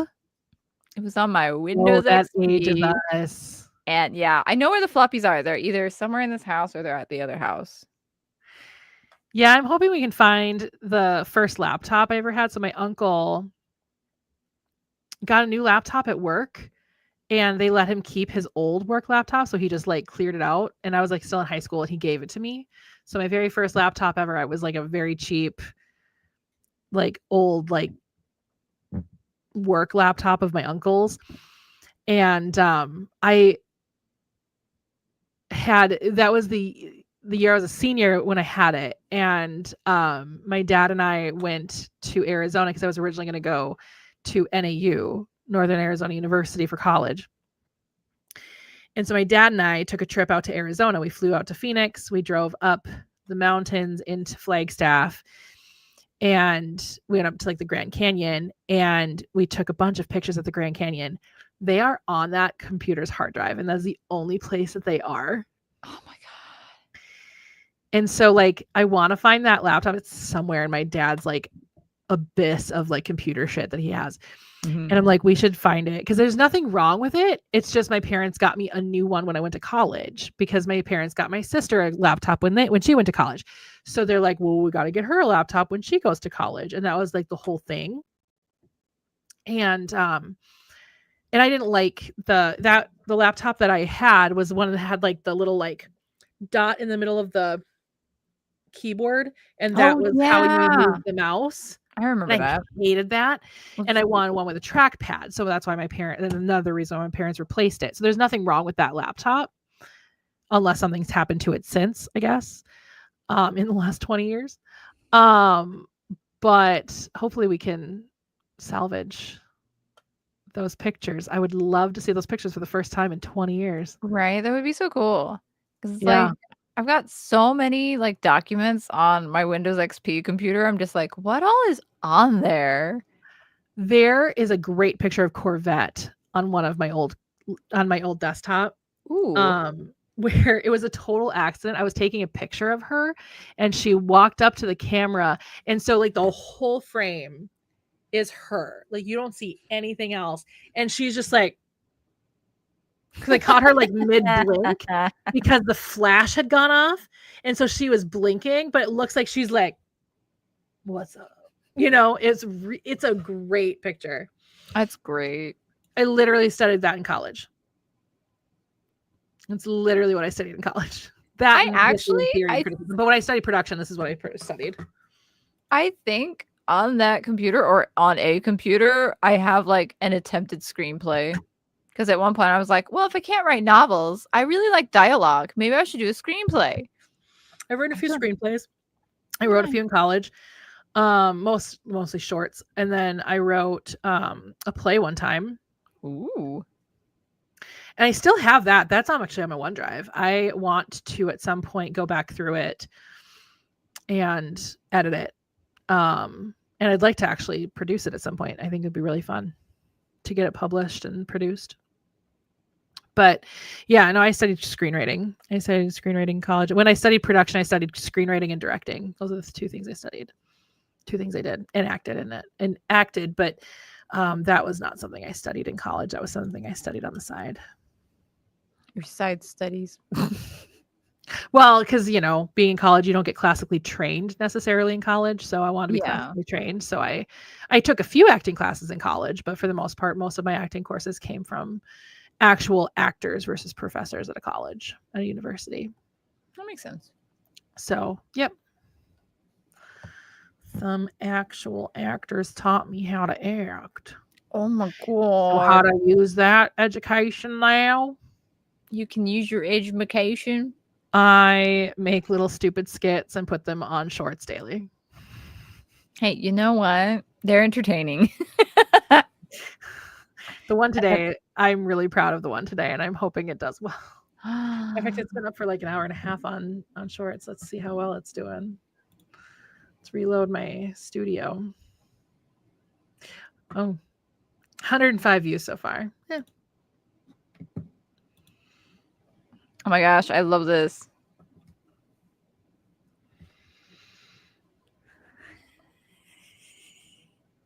Are you watching it? Maybe.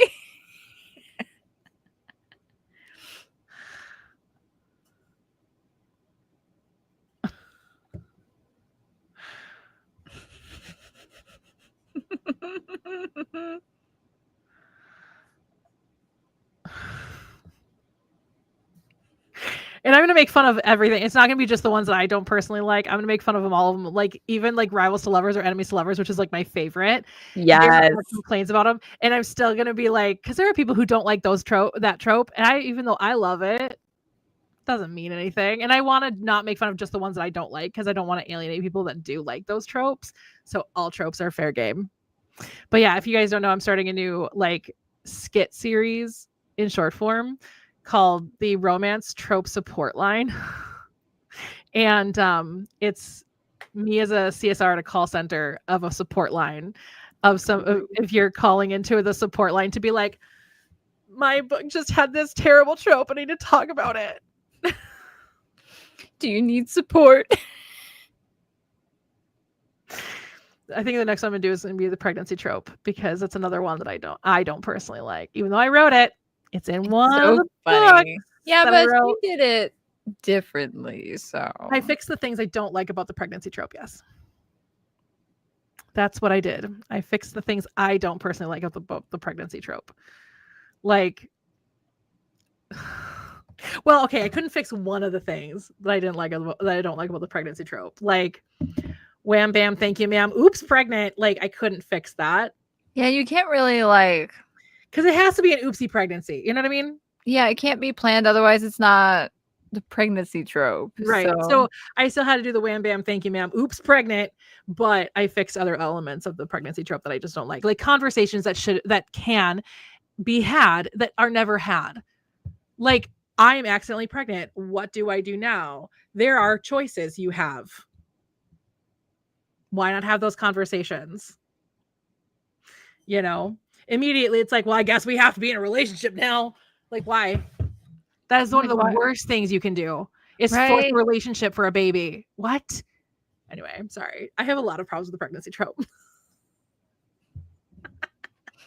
You in this 200-page essay, I will discuss what I dislike about the pregnancy trope. Pregnant with twins. My sister did that once. She said 0 out of 10, do not recommend, even though 10 out of 10 for the kids that came out of that pregnancy with twins. I mean, it's probably twice as rough. Yeah, she was very uncomfortable in the 3rd trimester. They were born a month early. Most twins are. They were born a month early. They're gonna be 21 this year. How wild! That is crazy. I know. God, they were practically still toddlers when you met me. So weird. I know, but they were born a month early, and they are identical. For anybody who is curious if they're identical or fraternal, they are identical. They're called mono twins because there's mono, di, and di twins. I think are the 3 different types of twins. They're mono twins, which means they are identical. But anyway, and then there's always the chance that I'm not going to say too much about her situation, but a lot of times you have to end up having a C-section because it's just too complicated. Yeah. So, Pass. yeah. So, yeah, she always said 0 out of 10, do not recommend pregnancy with twins, but 10 out of 10 for the people that I have in my life now. I'm like, yeah, Kinsey and are amazing humans. I don't mind sharing their names because they're adults. I never say the name of well, that's not fair. I have said one name. I was about to say. Ugh. But that's under very certain circumstances, and you don't know if that's actually his first name, middle name, or a nickname that we've given him. Mm-hmm. Kay knows. Mm-hmm. But I have shared a name that we call my nephew. I know everything. But I don't remember it. I'll keep your secret because I don't remember the secret. And honestly, we went with it because of the rhyme. That's the reason we went with it. Rhymes are fun. Yeah. So, like I said, I'm not saying if that's his first name, middle name, or a nickname. A name. It's just a name. And it rhymed with Cam, so. Oh yeah, it's that time of the stream, huh? Do you want to unlock your creativity? Sure, let's do it.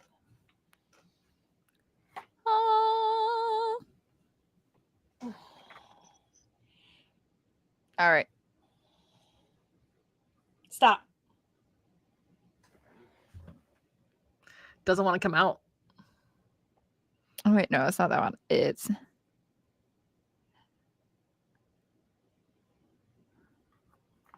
this one.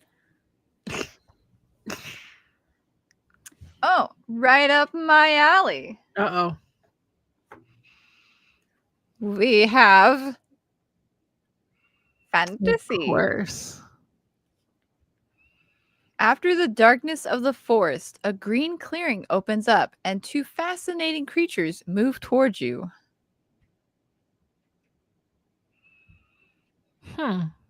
Interesting. It's a Fae trap. Interesting. Could do a lot with that, actually. It's pretty open. Yum. Sounds like a plan.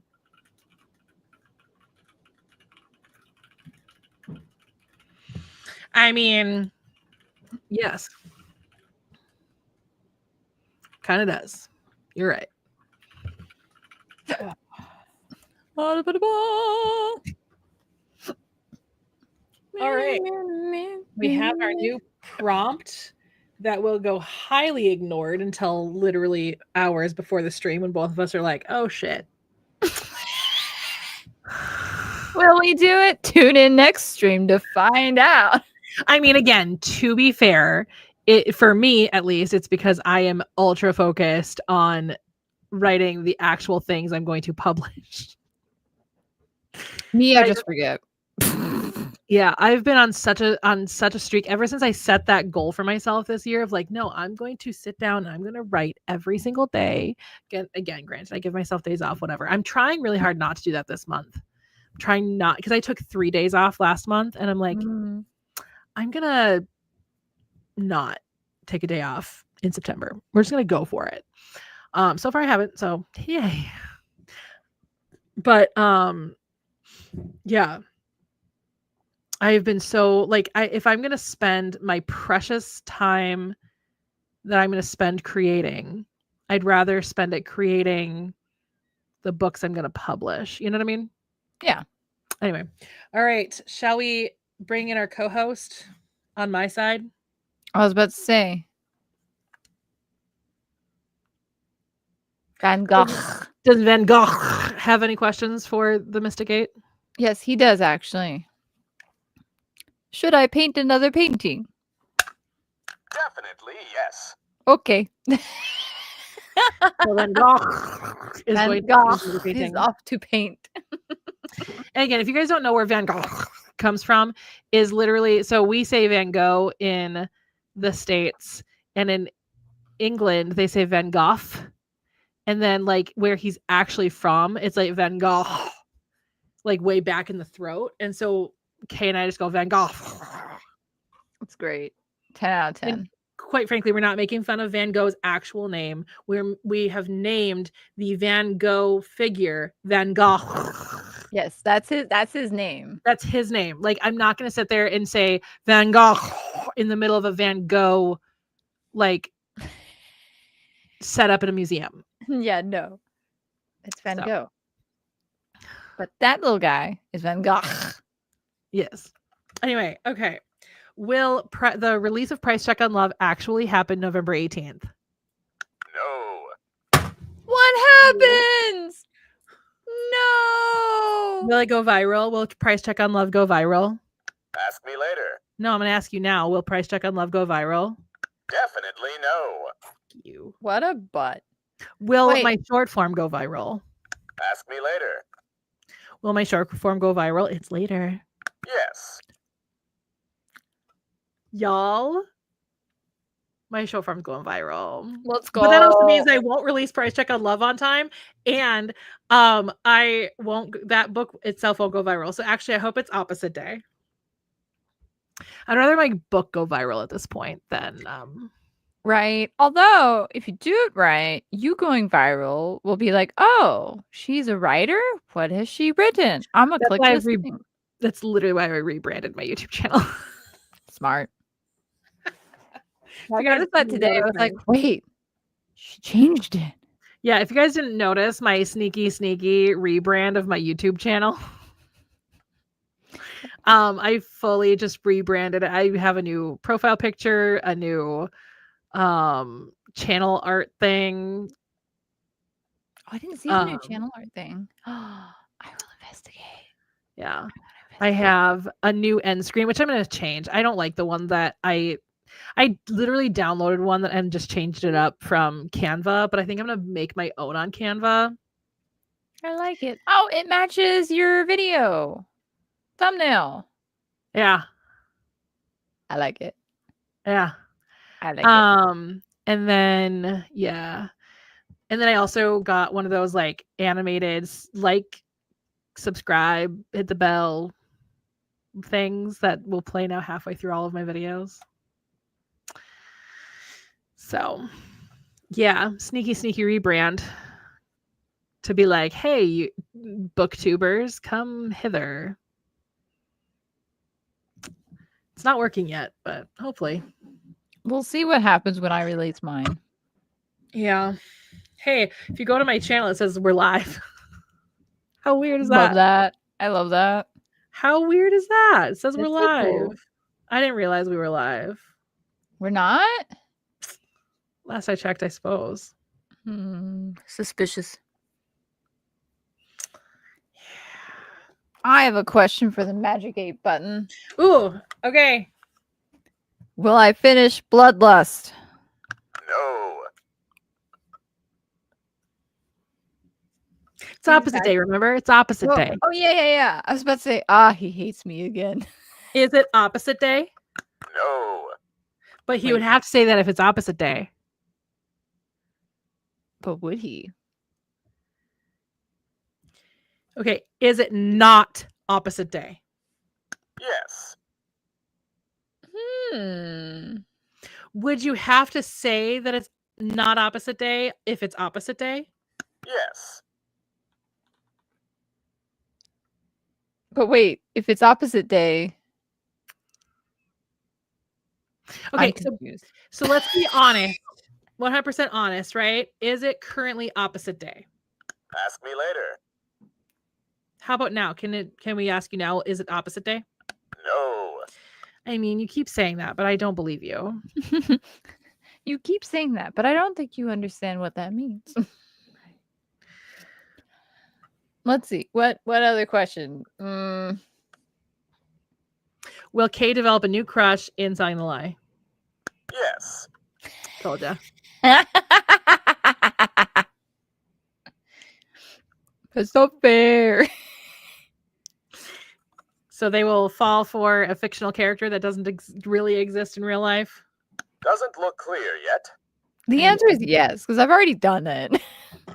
Who hasn't? I have 6 fallen in love with my foot own 4. man. Like, I want to jump into my own book and I want to kiss Logan, okay? I want to jump into those Kingdoms of Immortal Lovers books and just be like, Octavia's mine now. I just want Logan to hold me. Give me the 6 foot lesbian vampire, please. Thank you.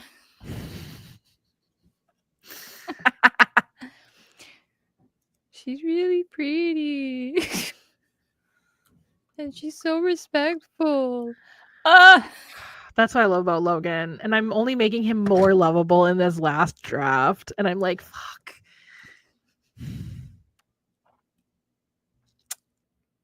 How dare. I do. Ooh, will I finish Kingdoms of Betrayal? Doesn't look clear yet. Oh my god. Well, let's clear it up. As my nephew would do. This is what he would do. Clear it. Clear Ask it. again. Will I finish Kingdoms of Betrayal? Everything indicates no. What the heck? Again, I'm banking on the fact that it's just opposite day. Wait. Very important question. Do I abandon the 10 Kingdoms series? Definitely yes. What the heck?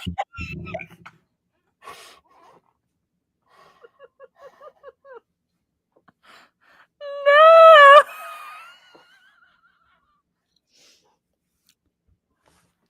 Should both Kay and I just give up writing? Everything indicates yes. Wait. Do I divert my attention to D&D campaigns? Everything indicates no. Oh, okay. Can Kay and I enjoy anything? Looks like a yes. Okay. What do we enjoy? What do I enjoy, man? What can I just watch? Do I just rewatch Community over and over and over again? Is that what I get to enjoy? Everything indicates no. Oh, I get to enjoy more than just Community. Cool. Love that for me. Do I start making YouTube videos again? I have no idea. Well, it's so helpful. Should Kay start making YouTube videos again? Most likely a no. He's a hater through and through. Are you just a hater? Looks like a yes.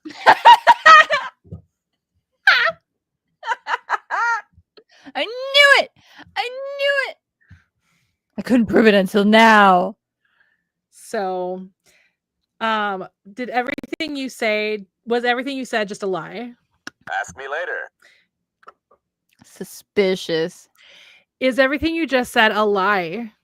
I have no idea. He won't admit the truth. That's what a liar would say. I don't know. I don't know. Why are you so upset with me? I don't understand. I don't understand. I don't understand. Should I talk about my D&D stuff? Doesn't look clear yet. Okay. Nobody's interested. Okay. I see how it is. Nobody cares. It's really cool. And I don't think any of my players are watching this. Will Kay be more successful at D&D campaigns than writing? Ask me later. So helpful.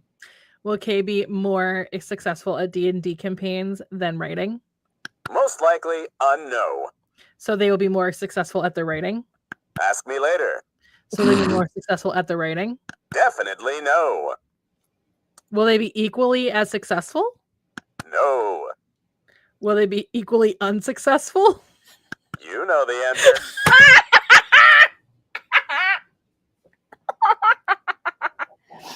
No! What do I succeed in then? What do I succeed in? Tell me, Magic 8 button. Do they go back to DJing? Most likely a no. Oh, Okay. Do I make music? Definitely yes. okay, so you're going to become a musician. Let's go. Should they learn an instrument because of that then? No. Oh, no. So we're doing electronic sampling. Okay, I got it. No. What the hell am I doing? Are they singing? Most likely a no. Okay. Okay, What, yeah. what kind of music? There's nothing else that you... Are they going to invent a whole new form of music? No. Oh. Okay. That would be too stressful. I don't want that on my head. Could you imagine you just come up with this whole new version of music and it just goes completely just viral and everybody I just falls do like some it's like stupid video and everybody's like, oh my god, yes. And I'm like just what like, what EDM the- was. Like, what? So to be clear, they are not going to play an instrument. The answer is yes. Okay. To be clear, they are not going to do electronic sampling. Looks like a yes. Okay. And they are not going to be singing, correct? You know the answer. Mm-hmm. Okay. Yeah, I mean, I've heard them sing. So wait, will they maybe produce other musicians? Definitely yes. Oh, you're gonna become a music producer. Well done, Kay. Proud What of you. the hell? So Kay is now a music producer. So we gotta change up the stream next month to. Oh, here. Let me.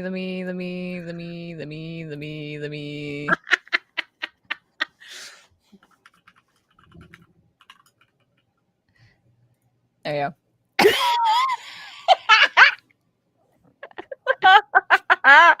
Music producer. The magic Could you button. imagine?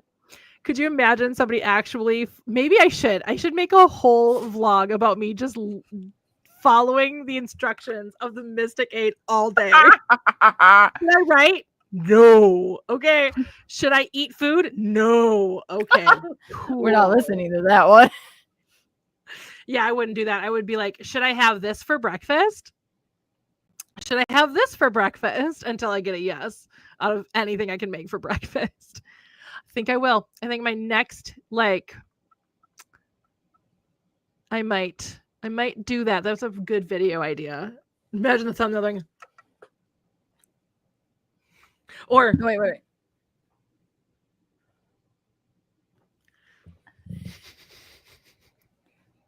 So you joke, but technically I do have a DJ name.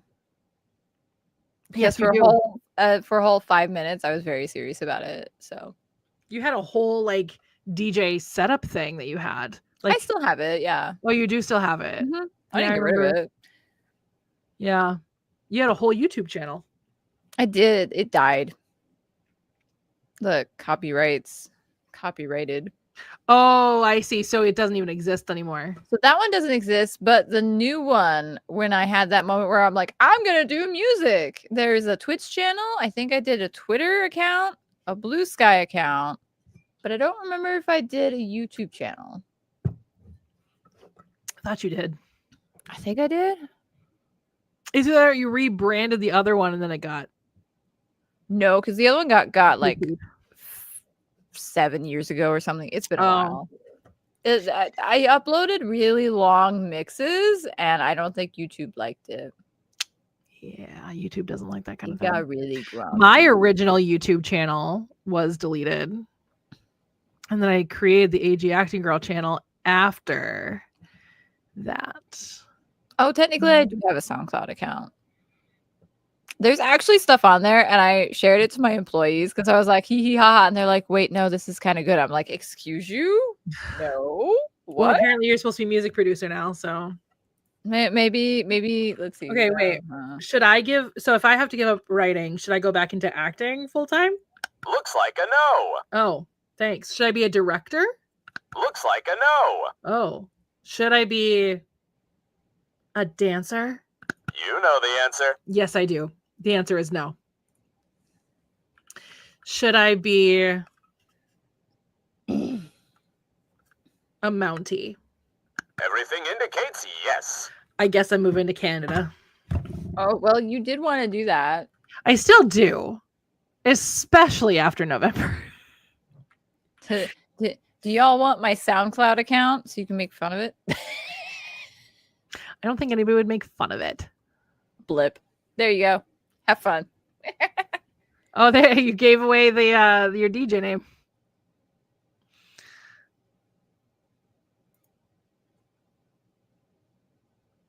I did, but it's also like very basic. Yeah. And we'll highlight it. Boom. Oops, nope. I'm about to delete it. Boom. Have fun. There's like 2 tracks on there from 12 years ago. But apparently they're decent, but they are sampled. So like, ooh, if I become a Mountie, if I move to Canada and become a Mountie, should I vlog my experience? You know the answer. Yeah, I do. Obviously. Who doesn't want to watch a Mountie be a Mountie in Canada?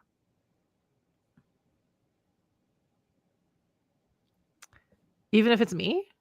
I mean, I'll watch it because it's you. But if What it's if it- anybody else, no. I mean, a hot woman, maybe.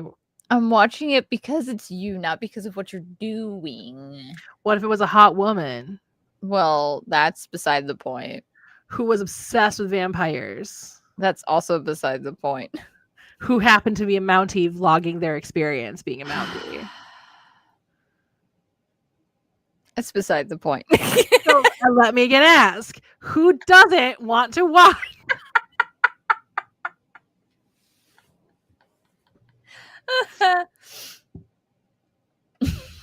Who doesn't want to? Come on, let's get our shit together.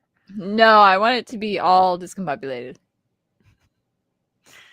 Oh my goodness. Okay, so should I become a full-time YouTuber? Yes.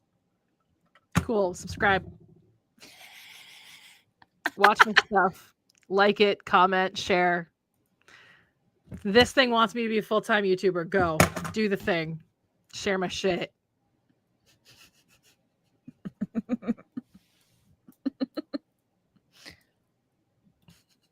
To this, you plead the fifth to this.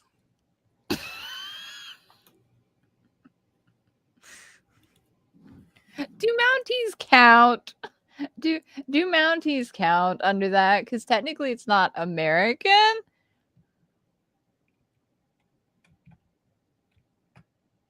So I don't know. I don't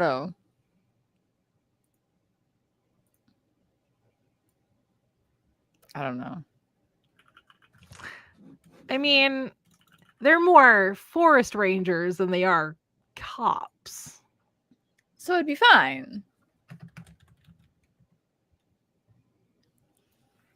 Okay, it is a member of the Royal Canadian Mounted Police. Okay, so it is police. This is true. Well, then we're unfortunately losing the hot vampire women. Goodbye. You chose the wrong side, you idiots! What are you doing? I need to find the hot vampire women who It's fair. This That's is true. fair. Yes, It's fair. it's very true. You cannot pick and choose. No. You cannot pick and choose. I just have a trouble because- believing Canadians are. Well, maybe they are. Yeah. Okay. I'm gonna approve this comment because it's funny.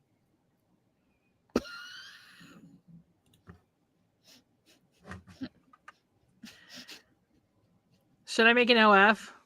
Doesn't look clear yet. Yeah. Should I make an OF? Yes. Bye.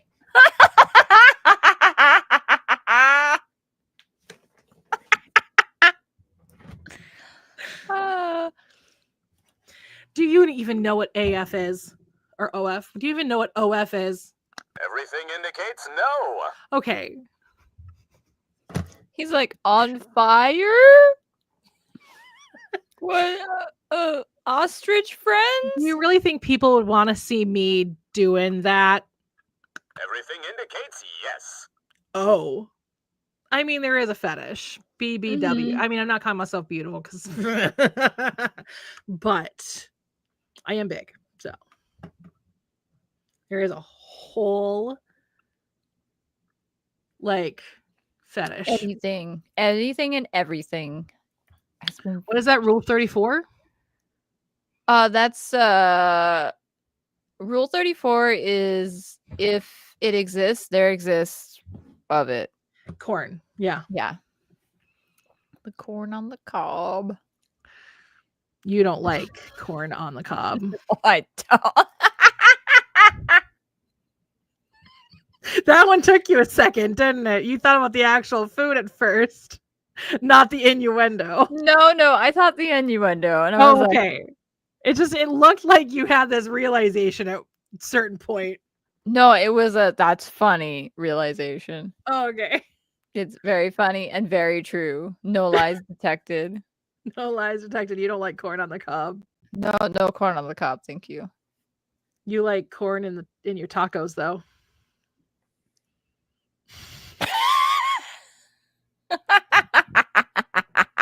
Did I ever tell the story about my boss that told me he was going to miss my taco?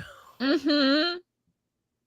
I guess it was like a song or something. You Yeah, guys were... well, it was a song that one of our associates, like she would sing incorrect lyrics on purpose or something, and she used the word taco in one, and he was talking about how he was going to miss me when I moved to the Mall of America store. This is when I worked at Yankee, and he was like, "I'm going to miss your taco," and I was like, "Don't ever say that to me again."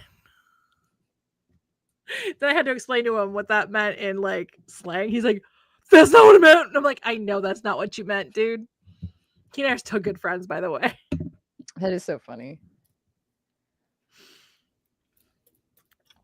He's a good dude. I like that dude.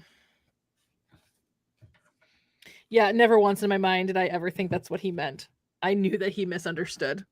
Fully understood that he misunderstood. He was just like, "Oh yeah, this." It's like, no, sweet summer child, no. Yikes! Yeah, never say that to me again, friend. That's no. That's a big no. That's Big a no. mm-mm. Big no. Oh my goodness. Okay. Well, unless we can think of any more of these questions for opposite day. I'm holding fast that it's opposite day.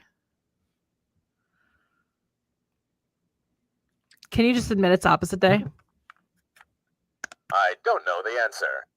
Should ask it if I should return to the space opera book. Should Kay return to the space opera book? Definitely no. Oh, okay. We ain't touching it. Definitely no.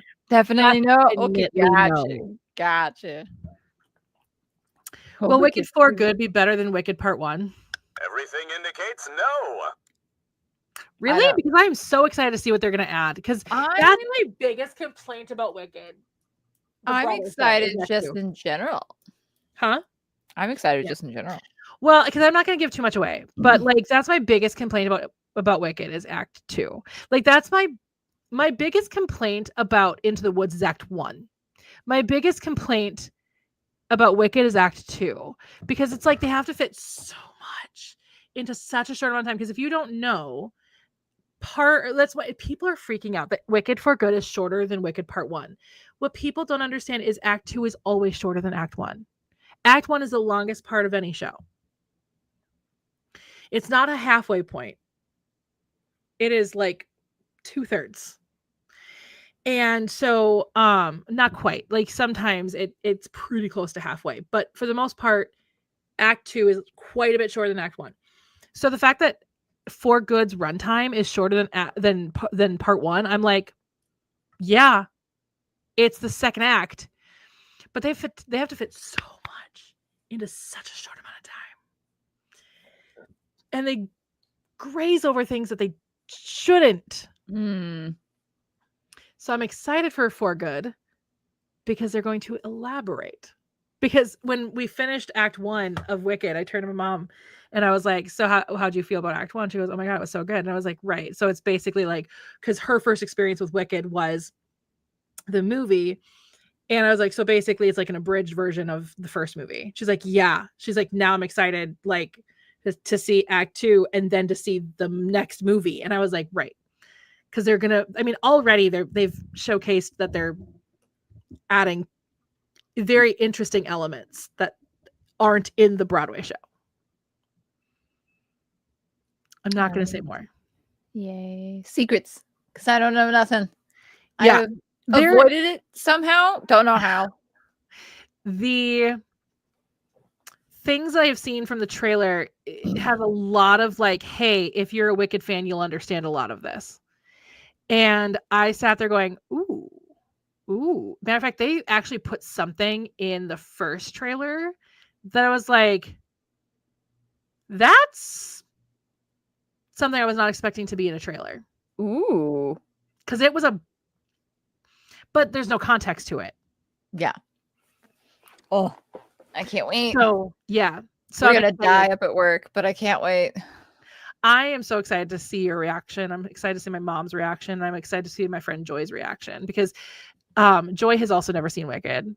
Ooh. Joy also, I think, only just recently saw Wizard of Oz. See, I haven't even seen that. Yeah. So. Well, you should now. After you've seen Wicked for Good, you should sit down and watch the Wizard of Oz. I had Mom watch the Wizard of Oz after we got back from Madison. Because it feels like a propaganda film. That's all I'm gonna say. Feels like a propaganda film. It was so wild. And I asked my mom, I was like, so what'd you think? She goes, yeah, you're right. It feels like a propaganda film. And I'm like, yeah, so funny. It feels like a propaganda film. Yep. That's so funny. It's so interesting. Yeah. I am very excited for Wicked for Good. The final trailer comes out on Wednesday. Oh my God. I'll be at work. The final trailer comes out Wednesday. I'm excited. I don't know if I want to watch it though. I'll watch it first and I'll let you know, like, if you should. I mean, it's a trailer. It shouldn't give away too much, but sometimes trailers do. Here lately, the final trailers give up so much information. I'm just like, I need to avoid them. Yeah. I'll let you know if you should avoid it. Because obviously I'm not worried about spoilers. Right. I know how Wicked ends. You know. But what I'm excited for are the changes, the things they're going to add to make it better. Mm-hmm. Because so far, Wicked Part 1 is my favorite movie adaptation of a Broadway show. Ooh. Yeah. And now I wish they would have done Into the Woods as 2 movies. I mean, maybe. Well, no, because Disney's got its stranglehold on it, so probably not. Yeah. It's unfortunate. I dreamt of a movie adaptation of Into the Woods for years. And I understand the things that they did to change it. But some of the changes shouldn't have been made. I get that Act 2 is dark and Disney didn't want to have their name specifically versus one of their subsidiaries attached to a super dark second act. I mean, they kept the PDF file song. I mean, they have to. It's a major part of one of the storylines, but like, yeah, still. And they somehow made it creepier because generally in the Broadway show, they hire an actress that is for Little Red Riding Hood. They hire an actress that is over the age of 18. Mm-hmm. So it's less creepy. They hired a literal teenager to play Little Red Riding Hood. Oh no. Like I have some serious problems with the movie. Serious problems. Plus they turned Jack's mom into just an abusive person. Like I have so many problems with the movie. And Act 2 just was changed too much. And they robbed me of one of my favorite songs. Big dumb. How dare they? But they did make it up for the first Agony actually being like the most campy fucking song on the face of the planet. Chris Pine and Billy Magnuson ate that song up. And they left no crumbs. Isn't that what the Gen Zers say? I don't even know anymore. They ate it up and they left no crumbs. I'm pretty sure. I mean, I am a middle-aged woman who I shouldn't think use that slang, but whatever. they left no crumbs sounds right to me. Let's Google. But like, I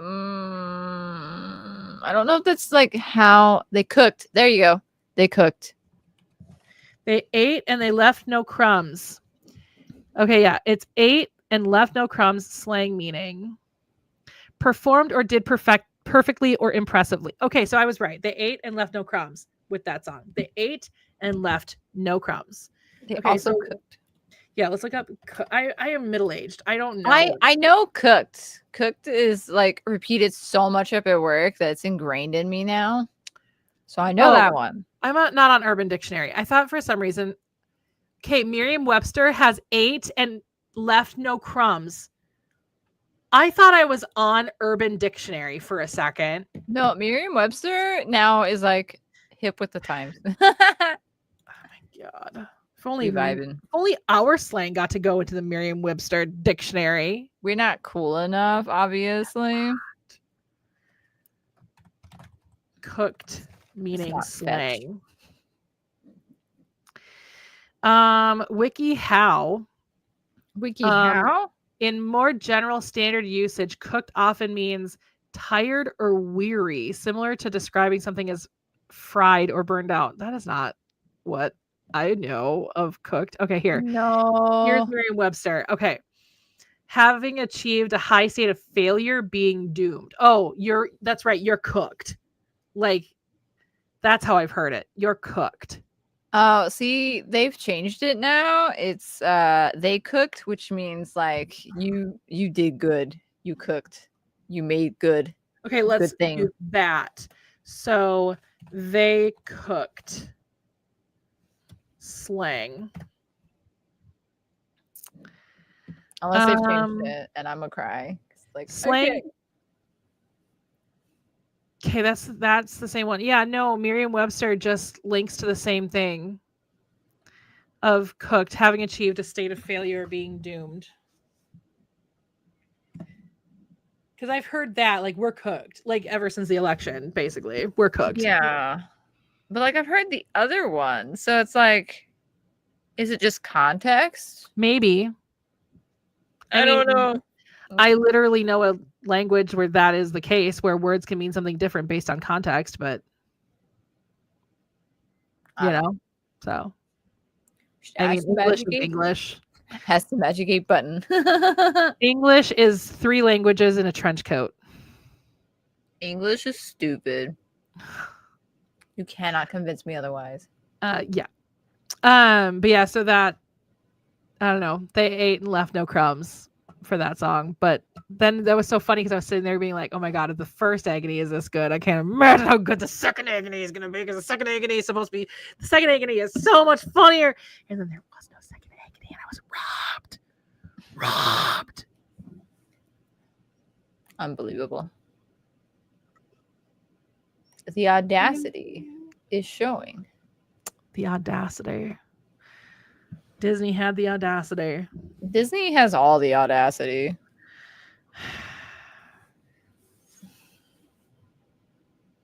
Yeah. Should we create our new goals? Sure. Kind of forgot we had to. Mine's staying the same. Well, Even though the Magic 8 Ball doesn't believe in me, I believe in me. And that's all that matters. Okay, finish the 5th draft of Price Check on Love. Well, we'll say finish the final draft because it technically is the final draft, but my editor is still going to go back through again and do one more pass after we're done. So finish the final draft of Price Check on Love, likely by our next stream because I see that you're still working on that one. Likely by the next draft setup. We'll say possibly. Oh, possibly. At least possibly. There we go. My dyslexic ass brain doesn't understand words right now. Sometimes I don't understand words. Setup. You're gonna fix that? I was gonna fix it after I was done. Pre-orders, or is it one word? Is it? Okay. And then work / finish. Finish. Finished.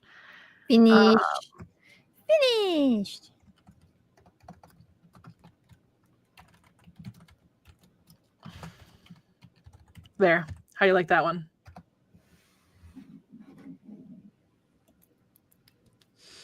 Sorry, the last thing I wrote was in ellipses and going and make Kay swoon because Kay will appreciate Riley specifically. That's your. He will sue if not. Riley is your type. Basically. Fantastic. And I make her just annoying enough to be like, okay, maybe not. And then all of a sudden just go, oh, wait.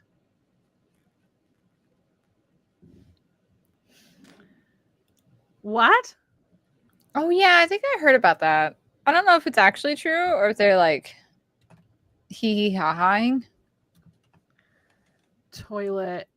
Oh, it's a web series. Movie. Is reportedly in development by Invisible Narratives, a company associated with former Paramount Pictures president Adam Goodman. Any relation to John Goodman? Will he be in the movie? Oh, no. But there's no official release date or trailer yet. It's so So silly. is that where Skibbity Toilet comes from? Is like a web series? I honestly don't know. What came first, the chicken or the egg? Like, did the slang come first? It probably did. And then somebody was like, hee hee ha ha, I'm going to make money off of this. Did the Skibbity Toilet web series come before the slang? Okay, Parents Guide to Skibbity Toilet. If you have a child under the age of 14, I don't, but I have either a niece or a nephew under the age of 14. I'm not going to say their ages.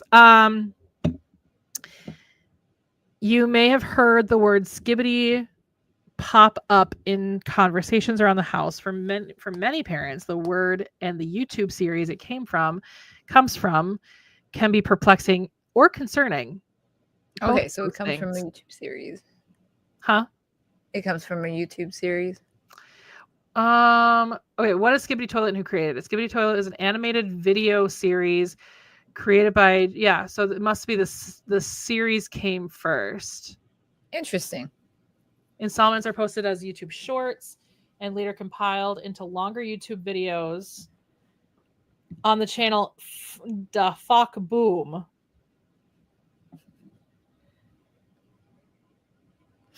We love it. It's great. Interesting. I like my toilets for you, Skibbity. Thank you very much. Says the cusp Gen Zer.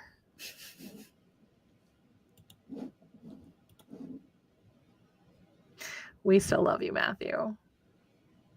It's funny. This is like deep. Well, actually, I don't even think it's Gen Z. I think this is like Gen Alpha more than anything. Yeah, it's the little ones. The little Get your ones. Gen generations Alpha. right. We don't want to be like boomers. Right. My You're dad like, "Oh." my dad keeps calling, like, you know how TV shows, well, networks really don't order full seasons anymore. They order like 13 episodes now. My dad always makes fun of that. He's like, back in my day, blah, blah, blah, blah, blah.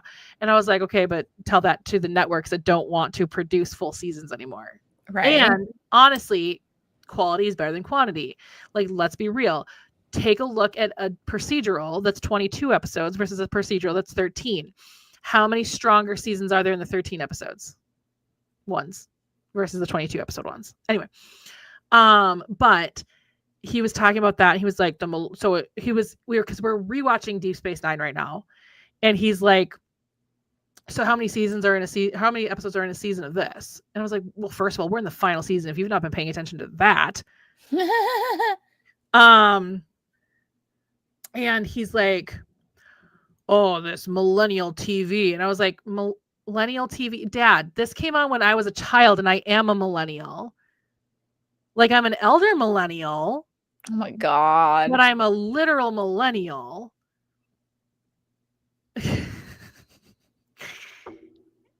Are you saying it's because millennials are in charge of these networks? Because I'm sorry, that's still boomers. Right? Like nobody in our age group is in charge of anything, really. Unless It's my joy in life, Matthew, to make you angry. Angry. Oh no, he's angry. This is bad. Matthew's angry. I know you don't like to be associated with Gen Z at all. I just think it's funny when I say to cuspers that they are Gen Z. It always makes me laugh whenever they're like, I'm not though. It's so funny. I have one that's born the same year as Matthew. I'm not going to say the year he was born unless he wants to share it. I have a friend that's born the same year, and I'll say that to them all the time as well. And they're like, I'm a 90s kid. I was like, I do not claim to be an 80s kid. And I was born halfway through the month. I was born halfway through the month. Halfway through the 80s. Like, you were barely around in the 90s. And they're like, I'm still a 90s kid. I'm like, no, you're not. You're a 90s baby. That I won't. That I will gatekeep. I will gatekeep being a 90s kid. Thank you. I will gatekeep that till I'm blue in the face. Right? Like 90s kids. You had to be in the 90s. Like, because it's one thing to appreciate the 90s stuff, like 90s TV shows, 90s cartoons, like that. That is great. I will not gatekeep my 90s television shows, my 90s kids television shows.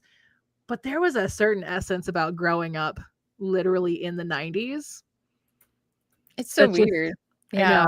I understand now why my parents were obsessed with the 70s when they were my age. Mm-hmm. You know? It makes sense. Mm-hmm.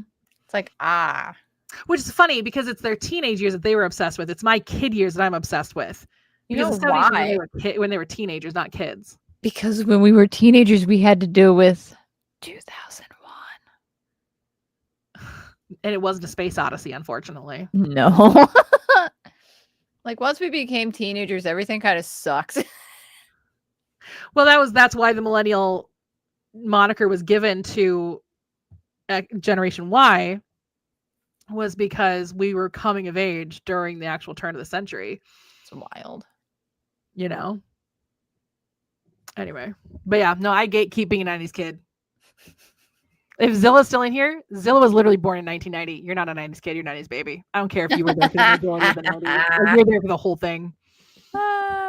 Yeah. See, that's fair to gatekeep, right? It's fair to gatekeep being a 90s kid. Because, like, it's also being a 2000s kid was great, I'm sure. It was fantastic. You guys got cell phones way before we did. It also had, like, really cool stuff, too. So, like, I don't remember what it was. But you had cool stuff. Yeah. Also, I knew Silk Song. I haven't played it yet. But I know of Silk Song. It's a sequel to Hollow Knight. Apparently it's really good. I just don't have time to play it. I play my Minecraft game. Thank you very much.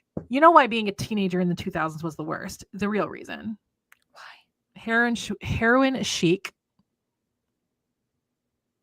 and low-rise jeans. I looked that. I didn't wear low-rise jeans, so we're good. Oh, I want to be popular in the worst way.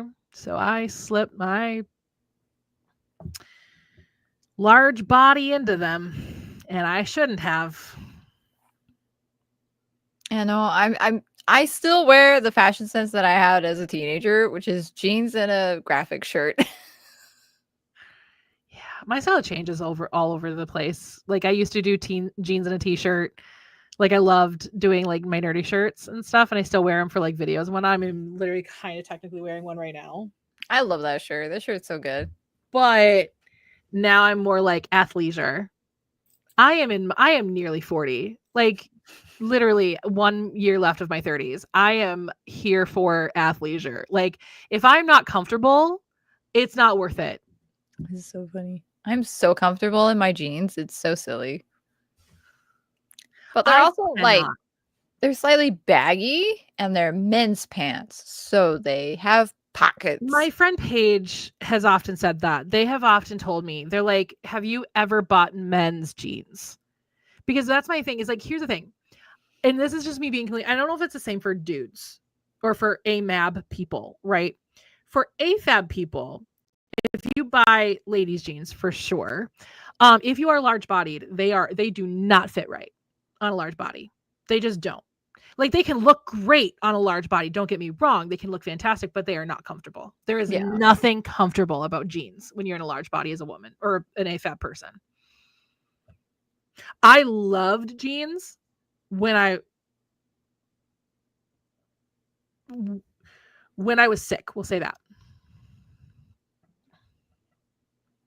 If you don't know the context of that, I'm not going to say it on the internet anymore because a video of mine actually got taken down by YouTube because apparently I was glorifying my illness. Oh, when it was literally me being like, no, I was just talking about my experience with it, saying, hey, this was an illness I had, a mental illness I had. So I'm just going to call it when I was sick. Which I was still sick at the start of this YouTube channel, so. Yeah. Nobody knew. I was so good at hiding it. Awful. So. That might be why, because like they don't really make stuff to like either look good or be comfortable for plus size people, and it's stupid. Yeah.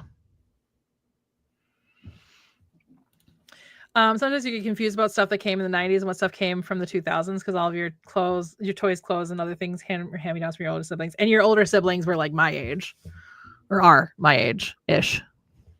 Mm-hmm. Yeah. That's how you got it. It was so funny because I remember you saying something about you having liking Power Rangers when you were a kid. And I was like, yeah, but not my Power Rangers. And you were like, no, your Power Rangers, Mighty Morphin. Like I literally grew up watching Mighty Morphin Power Rangers. I'm like, no.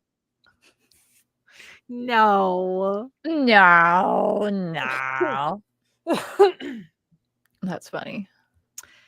Yeah, I would sleep in my jeans when I was sick, and I would fall asleep in my clothes sometimes and sleep in jeans all night because they were comfortable. But because I was built at that point for those. Yeah, no, I couldn't sleep in jeans. The only time I sleep in jeans is if I got a migraine and I'm taking a nap. Yeah, no. I can't even get it. Like wearing jeans, nope. I wear athleisure now, so like comfy leggings it is. These are high-waisted leggings, so they're like way the heck up. But yeah, I went high-waisted all the way. Like, why did we shame mom jeans? It's so stupid, right? Like, why do we shame mom jeans? Why? Aren't they trying to bring back low-rise jeans or something? Yeah, well, they were at one point trying to bring back low-rise jeans, but the millennials all had a conniption, and Gen Z gave up on it. No. We're like, we've been there, guys. Don't do it. Be like, been there, done that. Don't repeat our mistakes. No, stop it. Stop it. Just because it looked good on Britney Spears and Christina Aguilera does not mean it will look good on everybody, okay? Right? Like, no. It is not flattering unless you are a very specific body type. And that is not your body's problem. That is the clothes problem. Mm-hmm. That's why I like athleisure. Athleisure looks good on literally everybody. And Because it's comfy. it's just comfy. Comfy. Well, that and sometimes I just break out into martial arts. Like I might just walk up to something and just kick it. You know what I mean? It happens. Just be like, you, ha! I mean, I literally have a bob, so I can go and kick. But That's true. I cannot wait to get him set up properly when I move. I also cannot wait to not live in piles of boxes. Not sponsored by U-Haul. This live stream is absolutely not sponsored by U-Haul in any way, shape, or form. It is not product placement. It's just product that is placed. It is just my tower of boxes. That gives me anxiety. Yay! And then my sister's all like, can we take the hutch? And I'm like, no. Not until I move.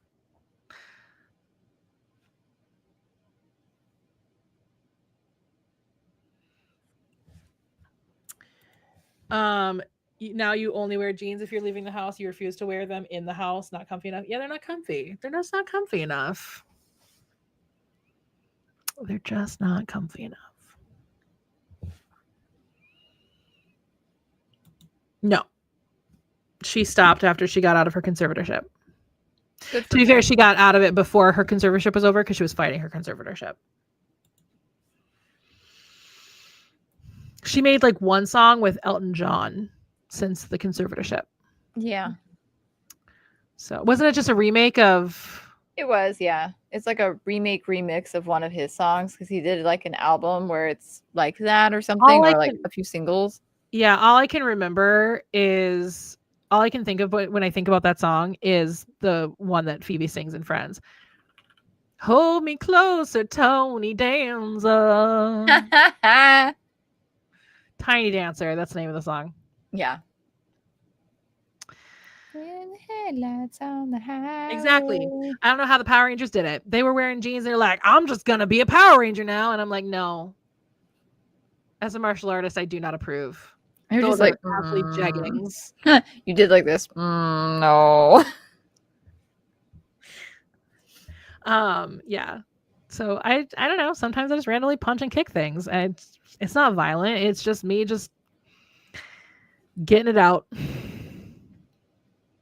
Okay. We should probably end the stream. Only just because Matthew finally got here. And we're like, oh, we should leave. Yeah, we don't want to be around Matthew. Like, we're nice enough to let him in our group chat. You're what is it? You're ruining our millennial vibes over here. Our millennial vibes. Don't ruin the millennial vibes. Oh no. I also gatekeep millennial. I don't mind people who are like, I'm Gen Y, like that's cool. But millennials, you had to be coming of age at the turn of the century. Yeah. At the turn of the millennium. Like I will gatekeep that one too, honestly. I don't know why I do, because like I think it's because I don't want to be associated with younger millennials. Be like, no. I like my elder millennials that are practically Gen X. Okay, thanks. My brother-in-law said that so many times. He's like, you are a millennial, but you're also basically Gen X. And I'm like, yeah, pretty much.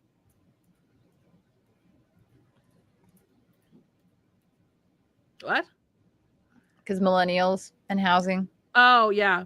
I guess I shouldn't say anything because I own a house. I lucked out. Somebody didn't get rid of the house when we moved. And so it's mine now. You have that we lucked out. Yeah, that's the thing is I literally bought my house from my parents. And I only just bought it in June. So yeah, I've been a homeowner since June. Thanks. Whoop, whoop. It's technically so funny. It's not in my name, so I'm not a homeowner. My friend my friend, when I was talking about, I was like, when I was talking about like the possibility, and I was like, my parents are bringing up this option to buy their house, and I'm like, I want to, but at the same time, it makes me nervous to like be in that place. She's like, you will own a house before 40. That's amazing. And I'm like, that's sad that that's what's exciting for millennials. Yeah. We could possibly own a house before we're 40. My parents literally owned a house in their 20s. Same. They owned the house in Coon Rapids when I was born, Coon Rapids, Minnesota. Then they sold that house and bought the house in Madison, sold that house and bought the house in Breezy Point, then sold that house, and then my dad bought this one. Like, my dad has owned multiple homes, not at the same time. I don't have one in my name. I have a car in my name. I officially have this house in my name. Fancy. We love it. Yeah. But I still live in the mother-in-law suite. Thanks. Yay. It's okay. Next week, guys. Next week. And it apparently is actually happening next weekend. Ooh. Well, next stream for sure, I'll be upstairs in the creative room. I might hang like a curtain if my background is not completed the way I want it to be. Makes sense. So I want it to be a fun reveal. I want it to be done. Just have the curtain up and be like, so my background reveal.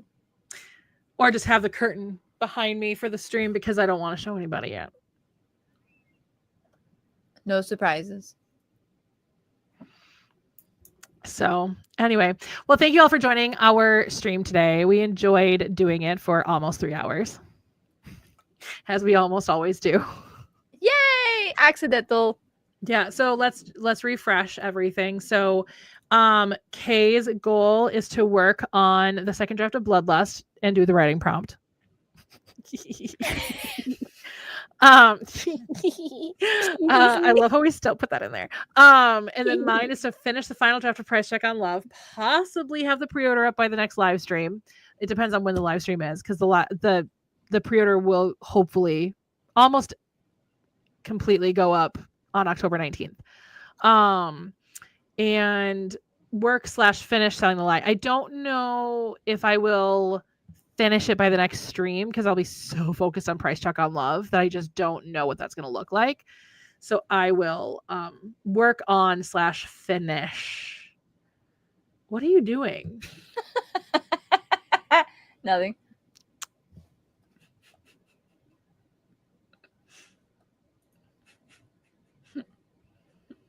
What are you doing? I'm waiting to see what you did. I'm not doing anything. You highlighted the entire document.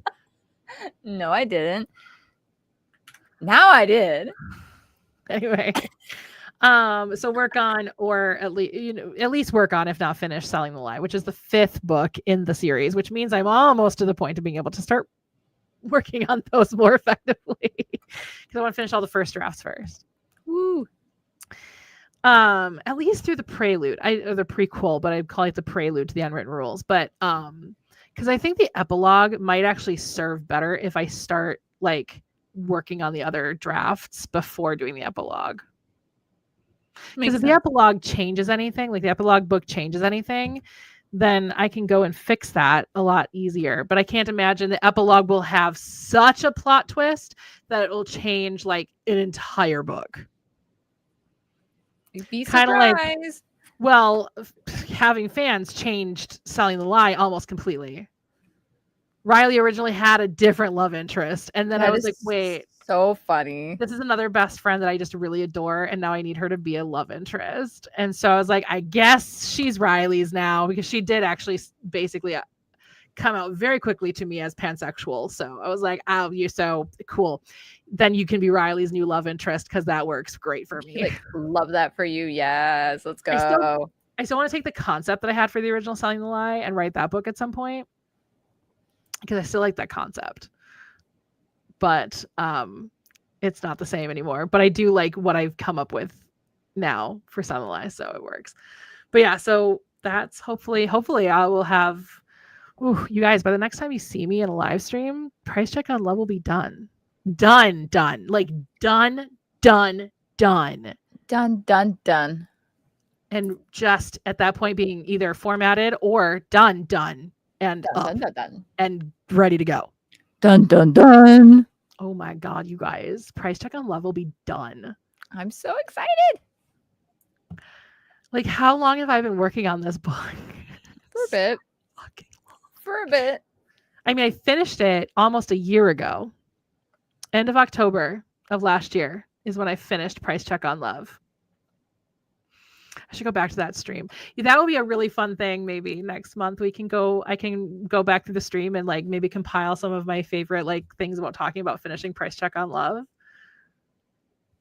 Maybe That would I be should. fun. I'll go through Yeah. October and November's live streams and see if I can find like little snippets of it about finishing Price Check on Love. And by the following October, it's done. Like done. Oh my God. I am just so excited. As you should. Okay, you need to get to this point so you can be this kind of excited. I am working on it. You need to get there. If this is any drive for you to get to that point of like how happy and excited and proud I am. Oh, yeah, no, it has me stoked for when I get to do it. So Oh my God, this feeling, okay, like seriously. I want this feeling for you. we'll get there. We'll get there. Yes, you will. Okay. Whatever, no matter what this motherfucker says. He doesn't know what he's talking about because he's a man. It's true. So stay tuned to a new long form video where I'm going to vlog my day, but have Mystic 8 make all of my decisions for me. Mystic 8 made all my decisions. I need to update that video where I'm like, a card will pick my next book. You need to actually like do it. I don't even remember what the prompt was. No, but like you can like make a new intro to it and be like, okay, so here's what happened. And then I didn't do it, but now this time I'm gonna do it for real. Be like, so that didn't work out, but okay, everybody who is left in the chat needs to say, Kay, make more YouTube videos. I'll wait.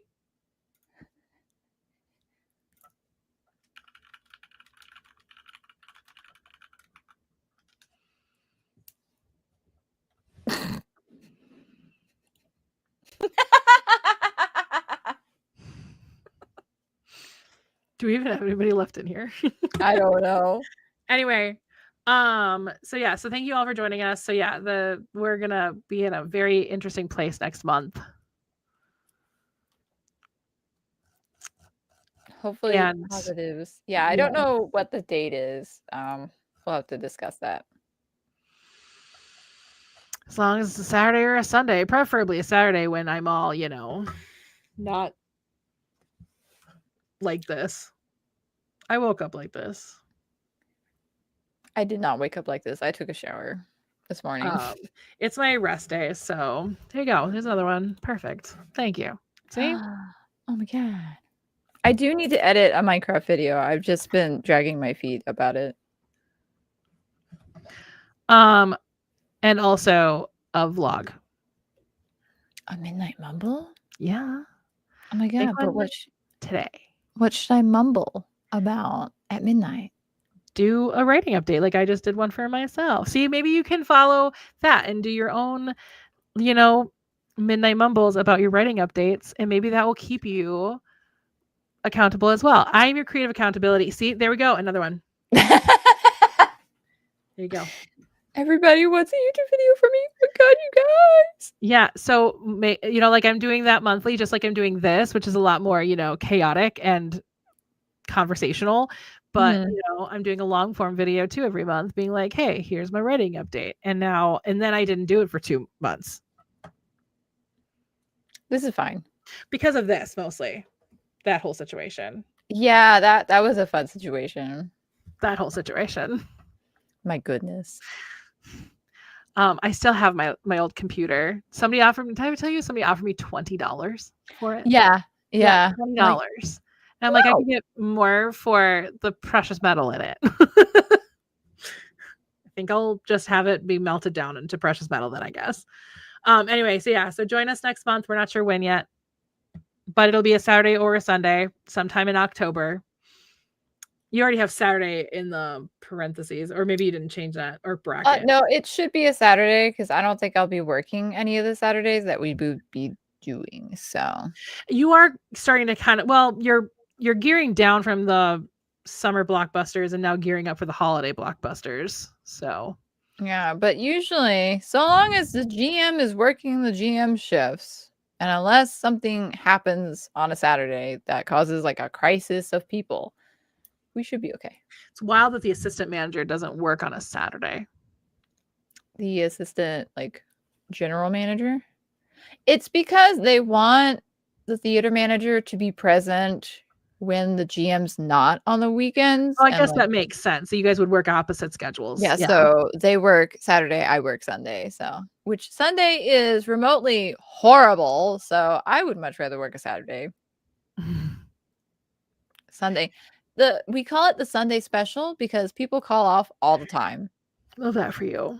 Yeah, and Sundays are like scheduled thinner because it's not as busy, but it's still busy, so it's dumb.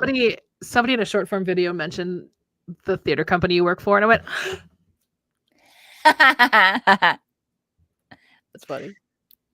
obviously I won't say what it is. Good.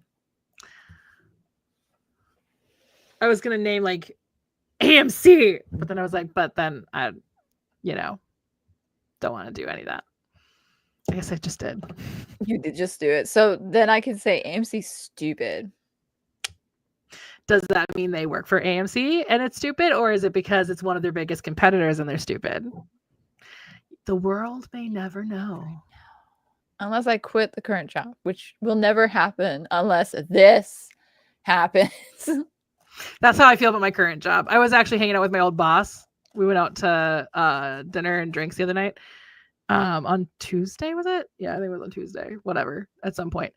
And he was like, I was like, I promised myself that Petco would be the last retail job I ever worked. And so far that's true. And I decided that this job will be the last real job I ever have. He's like, so you're gonna hold true to that? And I was like, so far, so good. So far. Anyway, all right. Thank you all, everybody, for joining. We will see you all next month. I will end the stream now. Goodbye. Bye.